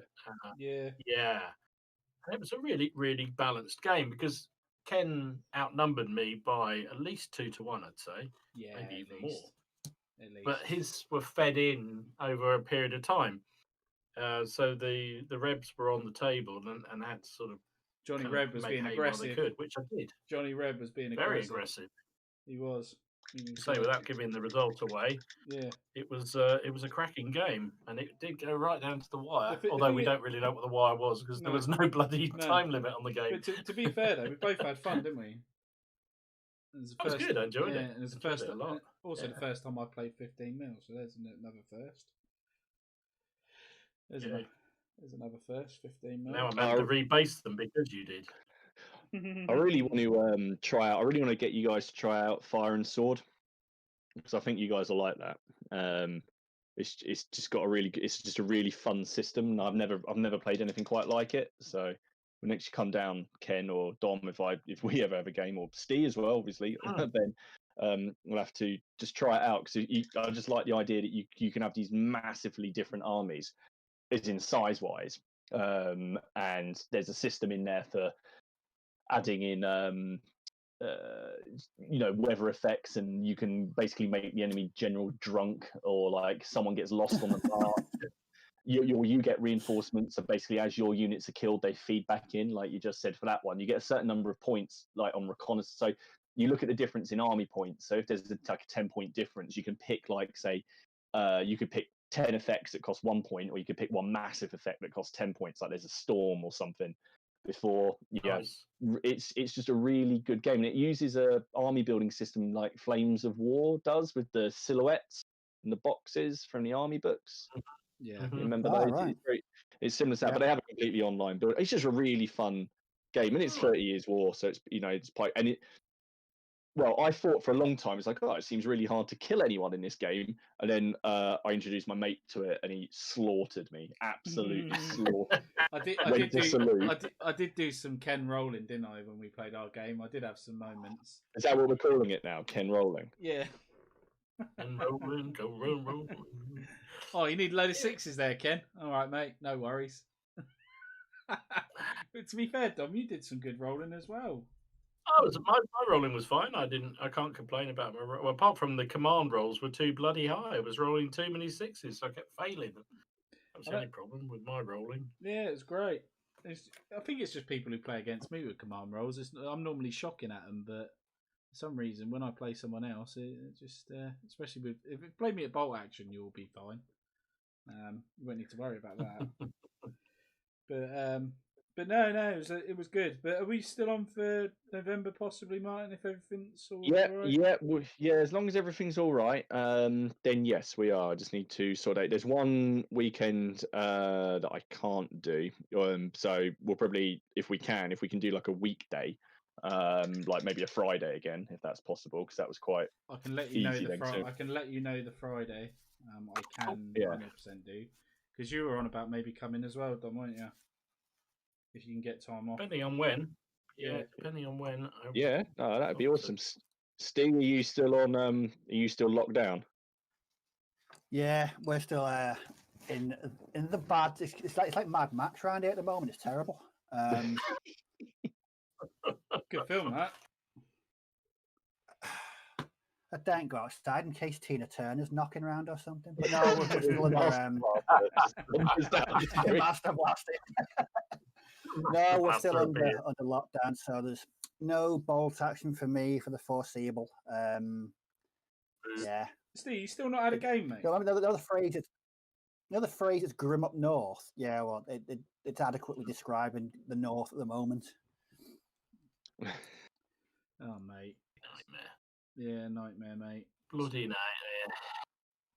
Right, we're going to have Peter's little question of the week. Yeah. Just decided. Right. How about this one? So, his little question of the week is, when playing a game with one or more opponents, do you ever seriously question their tactics as the game progresses, or do you wait till the end? Do you call someone out to being a little bit creative with their rules? What do you mean creative? Or do you wait till the end? Well, cheating. I've never. I've played someone that's very. Well, I'm assuming he's saying question. He's saying question their tactics. So I'm guessing it's sort of. Yeah. I've never played it's anyone. a nasty I've never tactic. played anyone. Well, I've only ever played you lot and Liam. Really, I've never played anyone that's cheated. But Liam can be a bit of a Nazi when it comes to rules. Sometimes I'm not very forgiving. He can do that sometimes, definitely. But it's the rules as written. That's his favourite saying. Rules as written. I played a guy at an X-Wing tournament, and his grasp of the rules and general measuring and being careful with tokens and ship placement was decidedly dodgy. But it was a tournament, and you don't want to be that guy that has a go. I mean, I lost the game, but I wasn't gonna. It just annoys me that people feel that they need to cheat. It's essentially just playing Star Wars toys. That's what pissed me off the most. But no, he's really the only person I've ever come across in many years of gaming that's actually cheated. I was it deliberate cheat? Was it deliberate? Was it deliberate, Steve? Do you reckon? Yes, you could tell. Amazing how his ships came so close to an asteroid that was mysteriously bumped across the table. Oh, sorry, mate, I hit the table. It was something like that. That would rage me. I think I wouldn't rage quit. I think I'd just go, right, I'm off. See you later, mate. It annoyed me. He's the guy that the following year, the same tournament, had tabled him in 25 minutes. So it had a happy ending then. Just a sweet I did bide my time for a year, but I got my sweet revenge, and it was good. I don't think I can think of one guy that I've played, and I really like him, but just when it came down to the game, it was horrific. It was Warhammer Fantasy. There were two things that happened. One, I'd let like a lot of things go. Like, I don't care, half an inch, that don't bother me too much. Oh, that eagle's flying there, is it? Oh, okay, right. That's the thing now. Or his models weren't glued into the bases, so they would just kind of tumble forwards, and then when he realigned them, I'm sure the unit had moved 2 inches forward. But there were two things that happened. I remember, because I had Dark Elves, and my Dark Elf assassin, they hide in the units, didn't they? And you'd write down on the piece of paper that they were hidden, like in the Black Orc unit, or in this case, some kind of stupid High Elf unit. I revealed him, and he quickly turned around and stabbed said mage in the face. So I rolled, and the assassins have the poison rule. Sorry, I have been dwelling on this for about 15 years. And and they had the poison roll. And the rule was, on a roll of 6, you automatically wound the opponent, right? That's the poison rule. So I rolled, and I got triple sixes, which, Ken, you'll appreciate, doesn't happen to me very often. So never happens to you, mate. You must have been like starstruck. he goes, yeah, but this character, whoever it was, he's immune to poison, so those hits don't count. I'm like, well, no, surely I just roll to wound. I'll accept that he's immune to poison, but he's still got a knife in him. Like, what they do is just a hole appear, he stabs through him, and then it closes like the T-1000 or something from Terminator. Like, what is it? And he just wouldn't have it. He just would not have it. I was like, so basically, you've just nullified a 200-point character. I have to roll a 4 or a 5 exactly, a 6. It was bizarre. And then the same guy, I remember casting a spell with like the fireball spell, and you could overcharge the spells, couldn't you? You could go for like a bigger casting value to try and do something. So I got this spell off, and the whatever the best fire spell was, like fireball or something normally, and then firestorm if you get it off, and it would move across the board, wouldn't it? You'd roll and it'd go across the board. So I did it. It moved all over his units, and he goes, well, it doesn't do anything to the units, it just shows where it ends up. Like, but what's the point in that? I've just made it so it moves randomly then. And he wouldn't have it. And after that, I don't think we played him again. Like that was it just wouldn't have it. If someone's making a tactical move where like I don't know, maybe it's a bit questionable. Sometimes I'll go, you sure you want to do that? If I think there's someone they've forgot, like, if they're like about to, charge headlong at something that's going to annihilate them, and I think that they've not realised or forgotten that, like, say, some unit, I'll be like, are you sure you want to do that? Yeah. But then I think that comes down to we've talked about it before, like more like a gaming etiquette. Oh yeah, I did it with you the other night, didn't I, Dom? I said you forgot about that, mate, didn't I? And it caused me to get casualties. Do you remember? What was it? It was something stupid. And you went, oh yeah, cheers for reminding me, and then happy days or something. I blew you away. Yeah. I think actually that's what. To be fair, I think I misinterpreted Peter's question. That's more what he was talking about. When you're playing somebody and they do something that really they didn't mean to do. Would you carry on? Let them carry on making a mistake, or would you actually step in and sort of say, actually, I think you got that wrong. If I'm playing bolt action against Ian, my regular opponent, it's courtesy, isn't it? It's less of a game and more of a sort of a narrative game. We don't call each other out on rules. We'll remind each other, that unit there, that does that. It's I don't know. I wouldn't take it. You forget to shoot. Yeah, I wouldn't take anything good away from a game if I knew that I'd watch my opponent, trip themselves up or misinterpret something. I think I'd just say no. It's this way and not that way, or I don't know. I wouldn't go away with it. For me, the best when you've had a good game of bolt action is when you've both enjoyed it, regardless of the result, and you've had a good time. If I beat someone because they've misunderstood something or they just made a complete tactical nous up, I wouldn't feel good not pointing it out to them. I don't know. Maybe it's just me. I don't know. No, I think that's a good thing. I mean, like, depends on what scene you're playing as well, though. If you're playing in a tournament and it's got a lot of prize, it's a lot of prize money, then because someone's making a mistake. That's like you say, though, that they're there for the same reason you are. How would you have felt, Ken, if you came round when you had that first big game of Black Powder? And I just, there were a couple of times, there were a couple of times where I think I reminded you about your cannons. You reminded me about my rocket. Yeah. We forgot, but what again, it comes down to, do I want this person to play the game again? I think there's one of the local clubs to here. There's a guy who's quite big on the bolt action tournament scene, and he's amazing. And he just wants people to play him. And he just likes absolutely annihilating them, and it'll get to sort of turn 4 and it's over, but he won't let them leave. Like, they want to quit. They want to, they've had enough, and he just won't let them until he's absolutely to the point where no one wants to play him because it's not fun. And that's the problem, isn't it? Why would you want to play with somebody like that? But playing devil's advocate, right? So it's at the end of the day, it is you play it friendly, but it's still you want to win, and the rules, there are things that people get wrong in, or they assume something's going to happen in a given scenario where they just haven't they've either misinterpreted or they're just on a wing and a prayer kind of thing. Surely that's part of the game, right? If they screw it up, a general, I'm trying to think of a historical example, but where somebody makes a tactical error on the battlefield and the Napoleon at opponent leaps on it, Marshal Ney at Waterloo sending the cavalry without infantry support. Yeah, that kind of thing. Yeah, I mean, it's a good general leaps on it, right? I think you're right, but I think everyone can generally tell the difference between like a tactical error and this person's forgotten how to play all of a sudden. Yeah. It depends. Depends who you're playing. It just depends who you're playing. Yeah, I think that's what it. If you're playing your regular buddy, I think it's just a mutual thing that you're not an arsehole to each other because you want to play in future.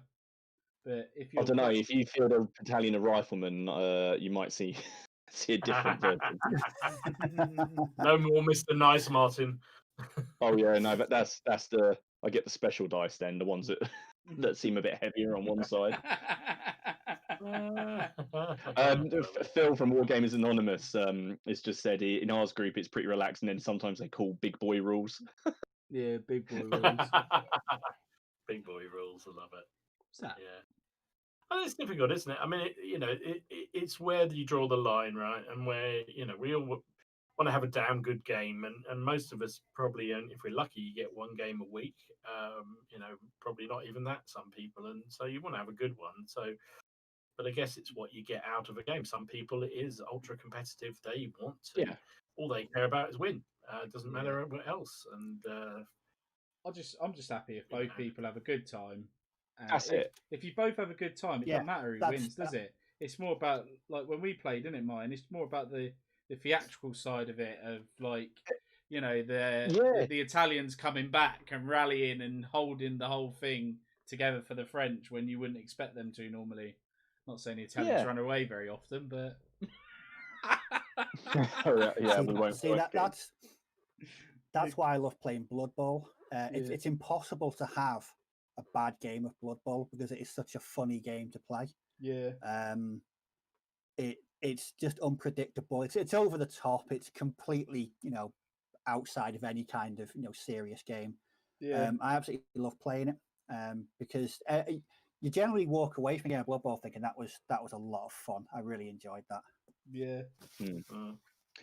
They're having a big discussion in my thread about the new Warlord resin. NI Miniatures is here. Hello, Jay. Sorry, I didn't see you drop in. And Daniel Rodriguez Gallardo has said, I guess they're just talking about, is it any good? I know Jay's done a video on what he thinks of the resin, which basically informed what I would think of the resin, so I haven't bought it. But depends what it's for, Martin, because those cavalry, they were shocking. But I'll tell you what, the SPQR archers, I thought they were fine. Honestly, I really did. I thought they were absolutely fine. I didn't see an issue with them. Everyone seems to be a bit controversial with this cavalry at the minute, which is fine. Yeah, Warlord have done a shit job of it. They've done a shit job. It's simple, isn't it? That's it. They just said in here, Epic Joey's just dropped in and said hello. Hello, dude. I haven't seen you for a while. They've just said on here, so do you feel like Warlord games are testing the use of, sorry, this is a bit off from what we were talking about, but he said, is they testing the use of the resin onto their second line games, like SPQR, Black Powder and that, before they then introduce it into the bolt action? Of course they are, because I'm sure they're not going to just release it on their core stuff. It makes no business sense to do that. That's business 101. Don't get me wrong. At the end of the day, I wouldn't mind the machine gun team, the mortar team, being in resin to the metal. At the end of the day, it wouldn't bother me. There's other manufacturers, the Assault Group. They do, like I've said a million times. Yeah, if you're going to get a machine gun team, a German MG42, you go to the Assault Group because that thing is awesome. The bipod and the gun are on one piece, and it looks amazing. And it's solid. And same with their Japanese machine guns. If I had the choice between either one, I would go to the Assault Group every time. Plus, not everybody uses it, so it's a bit more unique than the standard German one. Have you checked them out yet, Steve? I had a look at them when you recommended them the other week. Very much of that opinion. I think They would fit in really, really well. There's a lot of character to them as well, which I really like. Yeah. Because that's what you want in your ball section armies is character. But no, I would definitely consider for support options. Definitely consider the assault group. Yeah, very, very good stuff. Yeah, exactly, mate. It's something a bit different, because everyone's got their medium machine gun in it, and there's nothing wrong with the Warlord kit. It's a nice kit. It's fine. It does what it says on the tin. But sometimes it's nice to have unique models. And let's be honest, everyone's not saying. I don't know anyone in this hobby that just buys Warlord games. I generally don't. I don't know anybody. I know we all shop about a little bit different, depending on what's going on. But there are other manufacturers out there, and Warlord don't get crabby about it because, for God's sake, they're mates with Michael and Alan Perry. You can see their rule books is a mixture of miniatures. Yeah, they sell Perry. They sell Perry stuff on their website. And it's like when we had the Perrys on, didn't we? They say, "Oh, we're not going to do that because Warlord have done it." They've done a good job at it. They're not going to go competitive. They're a business at the end of the day, and they've got to make decisions. I know, how it feels sometimes. You've got to you make business decisions, which and the product will get better. I see, hopefully, if there's for those problems. I mean, if those cavalry are, if it doesn't, like you're saying, they'll revert back to metal.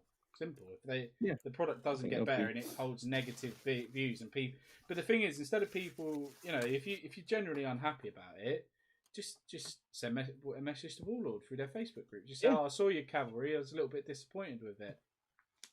Was looking forward to it. Give them some feedback. It don't have to all be neggy.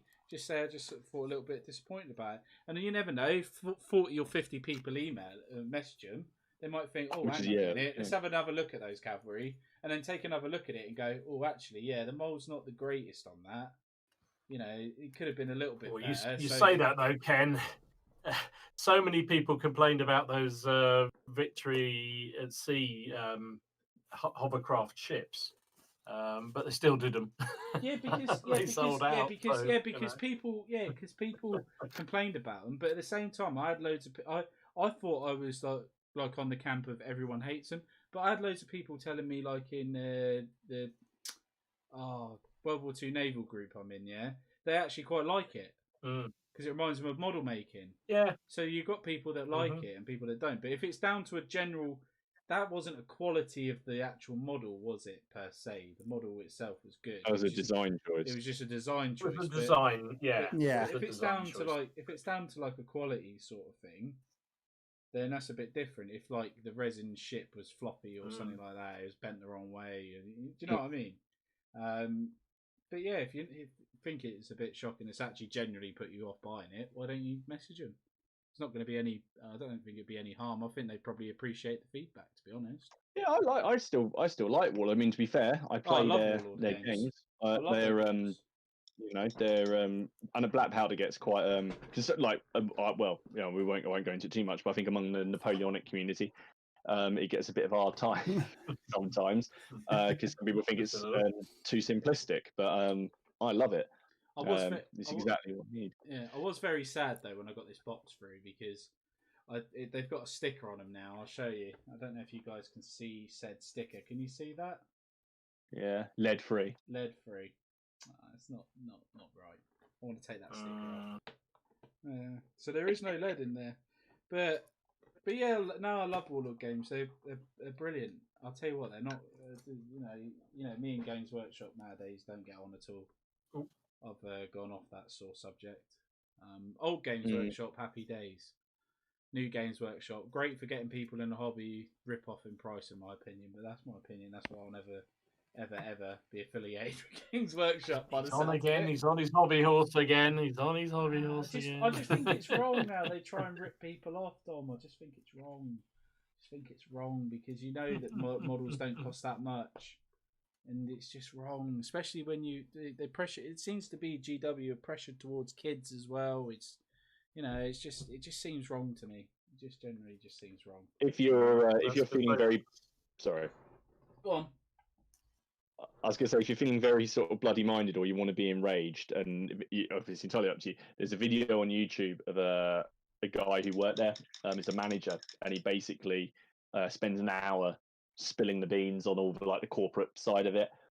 And at the end of it, he's like, he said the hobby, great, the lore, great, the people, great, and then he just kind of goes on to the corporate kind of stuff. Yeah, it's corporate. I'll find it and send it to you. I actually sat and listened to it, and by the end of it, I was like, sort of like, oh Jesus, like I'm actually feel quite annoyed. I'm gonna go for a bit of a walk. Yeah. Well, apart from lockdown, so I didn't. It's sad. But It's you changed. know, It's sad. It's they changed. have shareholders, and they have exactly. a stock price now. They have an obligation as a company to expand their business because that's what you have to do for your shareholders. And they're not doing anything wrong. No, they've just gone mainstream, haven't they? They've just gone They're just mainstream, exactly. And if you don't like it, just don't buy their stuff. That's it. That being said, they're doing animation. See, I still really like all of the lore and the background. Yeah, I think it's brilliant. And they're doing and they've released a thing this week for all the animations that they're going to do, which I will completely watch. I'll totally watch. I'm listening to a 40K audiobook at the minute. Which one are you listening to? Is it Horus Heresy? No, it's Black Legion.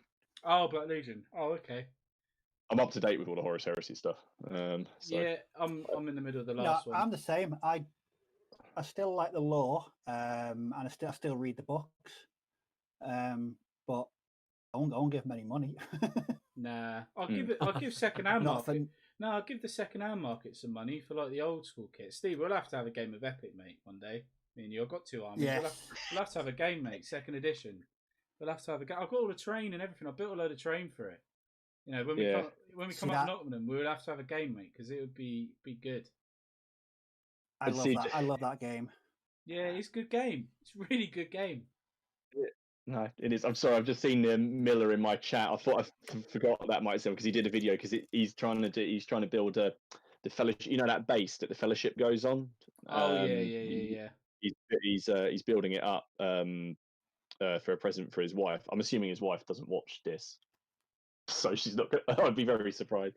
So it's not going to spoil anything. But if he wants the new plastic fellowship for night, you get his 30 quid for all 9, and it's just the old. I think it's the old sculpt. No, it can't be the old sculpts because they would be. What do you call it? The Finecast. Yeah, that was it. I was trying to think their one. See, I actually don't think. See, I've got like the Eowyn one here, and these sculpts I really like. Yeah. The new Lord of the Rings ones. They're a bit different because they're. I don't know what it is about these. I'm quite happy to play these. They're CAD, aren't they? They're all done by a computer. It's like that Smug, isn't it? Michael and Alan Perry did that. Alan did the base, didn't he, with all the coins. He sculpted them traditionally.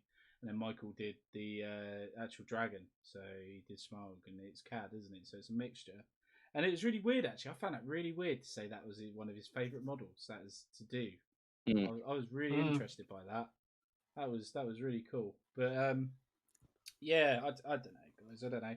It's one of those things. This Games Workshop, we could talk about it forever, and I don't think it's like you say. It's not a bad thing. It's like I know the manager down in the Portsmouth one down there, and he's a really nice guy as well.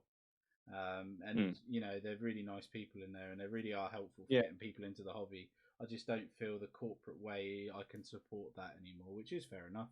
I just like the old stuff. Like I say, Epic. I love it. I'll tell you what, Steve. I'll have to send you some Epic stuff, man. Or join the Epic. Or that's what you want to do, Steve. Is join the Epic buy and sell group. You can pick up a little army on there, mate, for like 20, 30 quid. Yeah, I might do that. I'd love to recreate. When I played it back in the early 90s, I had a huge Crimson Fist army. Yeah. And then I traded something in for my mate's Chaos army, and I had a big Chaos army. It was just that we used to play it every Sunday afternoon around my mate's house. Yeah. And I don't know, it was just it just reminds me of like really good gaming days. Reminds me of the books, like the Horus Heresy books, because you can play so many units in a game, get Titans on the field and stuff like that as well, which is really nice. Seeing days. You never played any of that, did you, Dom? No, never did. Well, I played a bit of 40K for a short while, but it wasn't for me, mate. It really wasn't for me. Yeah. I don't much like that sort of game.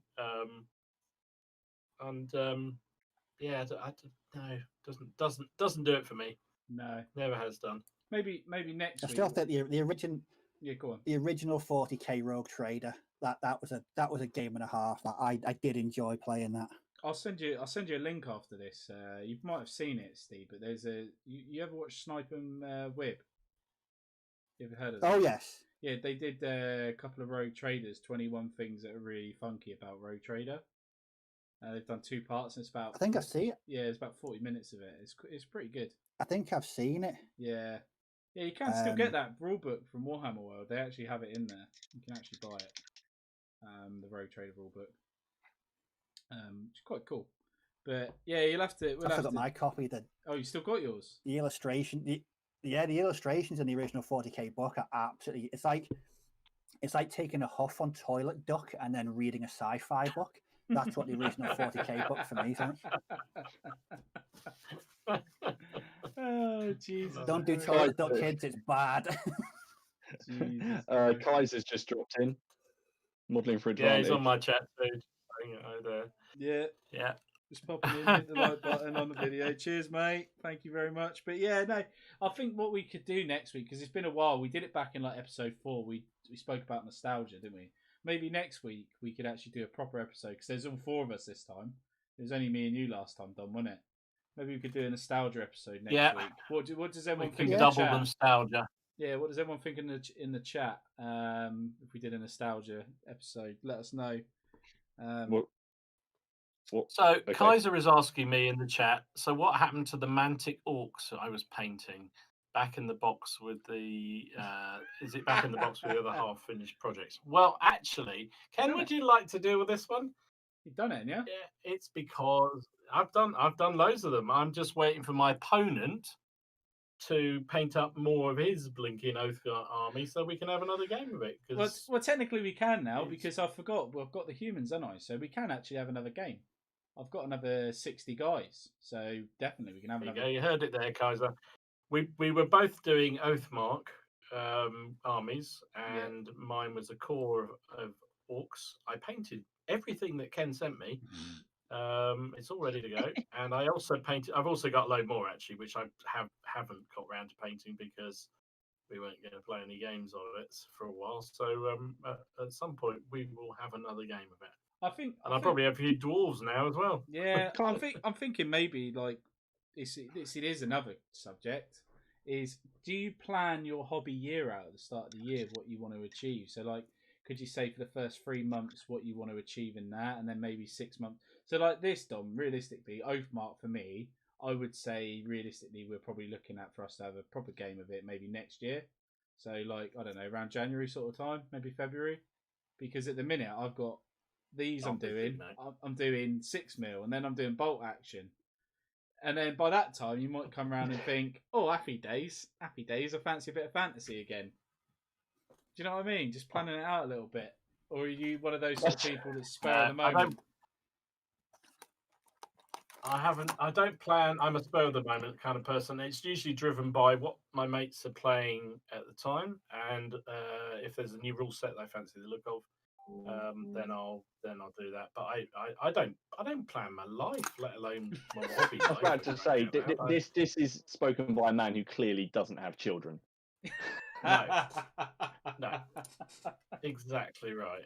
100%. Exactly right. 100%. No. You. All I can say is you enjoy that. The kids are great, but you enjoy that. All right. You wait till they're in here going, Daddy, can we paint something? These are models. Why is this one bending? Is it meant? Why is that broken, Daddy? Oh, is that supposed to come off, Daddy? Yeah. That's hence I've prepared. See, I've said to Laura that I get the man shed. It's out of bounds. They'll find a way. It doesn't. They find a way. They won't. They do. They'll tunnel under it. It'll be like the reverse Great Escape. They. The guilt. Tom, tell him. It don't matter. It's not wrong. It's not wrong. You will open that door to go and get something, right? And you'll come back, and they'll be in there, and it will be everywhere, right? I mean. I'll have all your Napoleonics piled on top of each other to see how high a tower they can make. And they'll be throwing marbles at it. You'll love it. Death will come swiftly to my children. I'll just say that.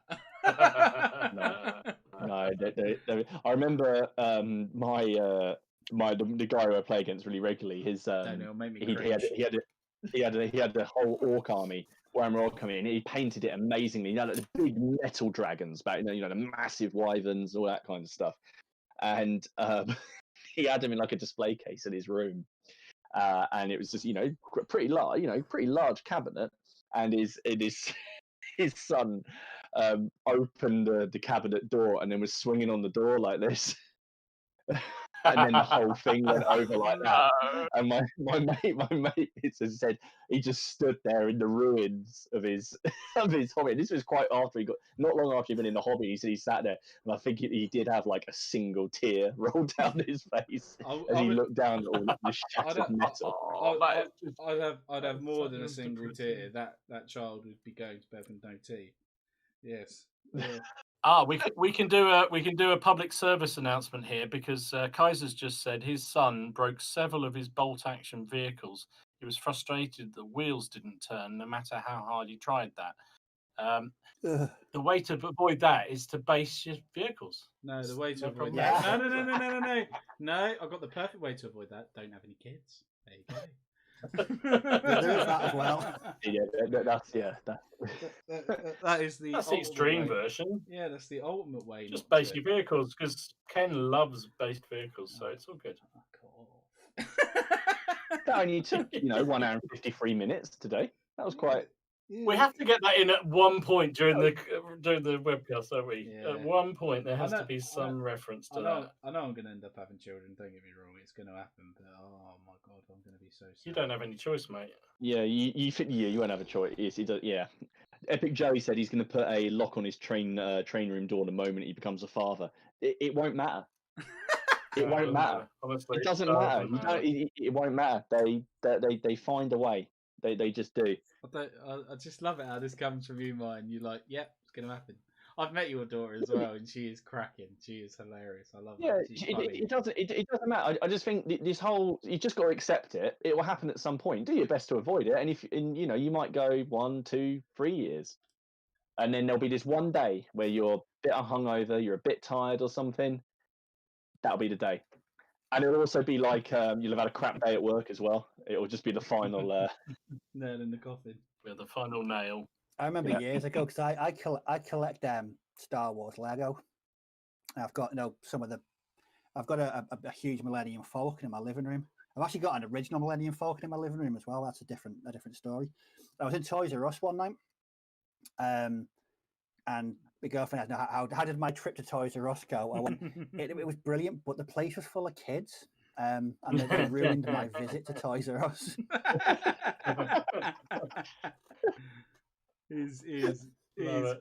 Yeah.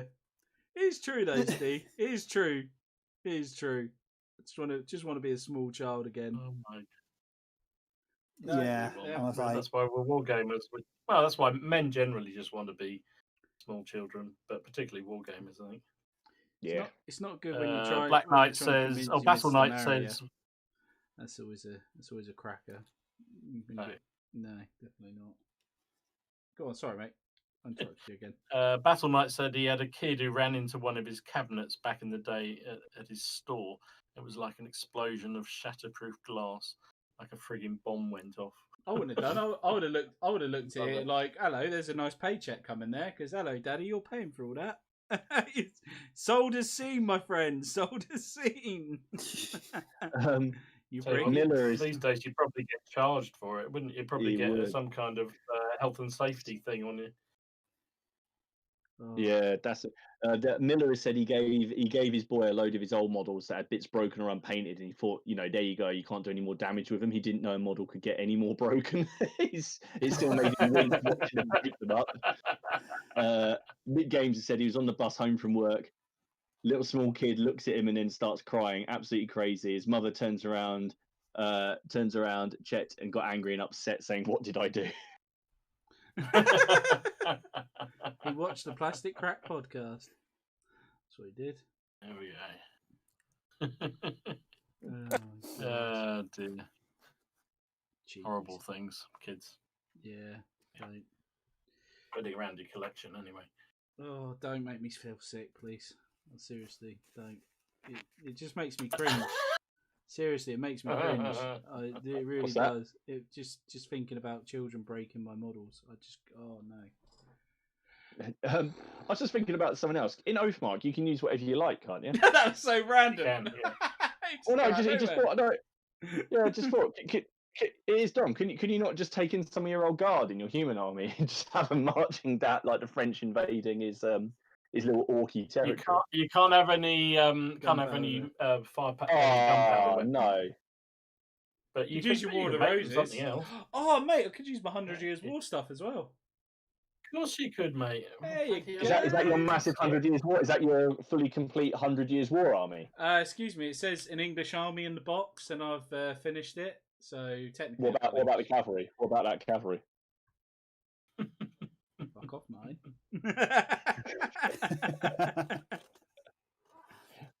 Oh dear. Cheers. I What think about your cavalry, yeah, mine? Hang on, what about your cavalry? Yeah, exactly. What cavalry? What cavalry? What, the 60 cavalry you've got sat there? Just like 60, I will. That's generous. I've got 2, 12, 24, 36, 48, 60. 120, 140, 160. Those two. About 100. Exactly. Get on with that. No, but there's stuff in that pike and shot box as well. Yeah, a few. Jeez. There you go. You lecturing me about 12. Get on with the cavalry. At least I did my cavalry. So you bring some sanity here. Yeah, my Cheval. Bring some sanity too. It's good. It's motivational. Yeah, it's motivational. But in all honesty, though, guys, did you really think I'd probably get as much of this done as I have so far? What, your naps? Yeah. Did you think I'd break? Genuinely, I thought once you got into a rhythm with it, you'd be fine. I think because you needed to break. I think you needed to see that it wasn't the horror show that you thought it was going to be. Yeah. That being said, I know that the cavalry nearly did break you. So it did. It did. You know. I even contemplated buying an. I think the motivation of playing a game or two makes a big difference, doesn't it? Once you've played it and you think, "Oh, I'd like to play this," that helps. I mean, you can't. I defy anybody to spend a huge amount of time building a big army if you haven't got that target of a game or a particular system you want to play or something to aim for. Yeah, you're just building it almost for the sake of it. It's really hard to keep that motivation, especially something like Napoleonics that you may have never have done before. Yeah, I literally can't wait to get a game in with these. I'm seriously looking forward to it. You'll bring those ones down with you, won't you? Or up? Sorry. Yeah, of course I will. Yeah. Good. Jesus Christ! I'm not gonna bloody not do them. I can't wait to get. That's why I really want to do the commander. I really want to take the time and do the commander. I'm going to do him over a whole week. I'm going to really take the time with the base. Steve, you're going to be proud of me. I'm going to take the time with the base, mate. I'm not just going to Luke APS it. I'm actually going to do some like little scenery. I'm going to put some badgers and like some burrows and shit like that on there. Badgers? Yes. Yeah, he's going to be there having a tea party. Oh, speaking of basing, Miller has set me a challenge for one of my display bases, my Stalingrad Germans, and it's to try and get some form of a Russian onto one of the bases, like he's hiding. So what I'm going to do is I'm going to do a head sticking out of a manhole or a drain cover. You could put a flamethrower next to it, mate. I like that. I think that's a really good idea. That is a really good idea. Yeah. That's a hell of a good challenge. I like that one. Is there any World War II game where you need like ambush markers? Do you need that in Chain of Command? Bolt action. Like that? Bolt action, you technically need them as well. But I was just thinking, could you get, because I know there's some third party, well, I say third, they're not third party, but there's some companies that make German casualties. Could you just have like a bunch of Russian casualties and you have the sniper lying on top of them, like in Enemy at the Gates? Like, so he's mixed in with the dead bodies. I don't know, it's kind of just wondering. That'd be an idea, actually. That's a guilty pleasure, Tell you what, making these display bases, that's a no one. I don't think it's probably not normal to get that excited about making bases, but those two, I absolutely loved them. There was just such. It is with you, Steve. Hmm? It is with you, mate. You love Yeah, it. it is me. But speaking of which, I've just literally finished painting this. Putting the last details on this Napoleonic British, and I think I'm going to batch paint the rest of them tomorrow. Oh, nice. Hey, good. I actually really enjoyed painting that, and it's come out really quite well. I've got some Brits. I'm going to send them to you and commission you to paint them because I don't really fancy painting the Brits. Yeah, I'll do the same, mate. I'll do the same.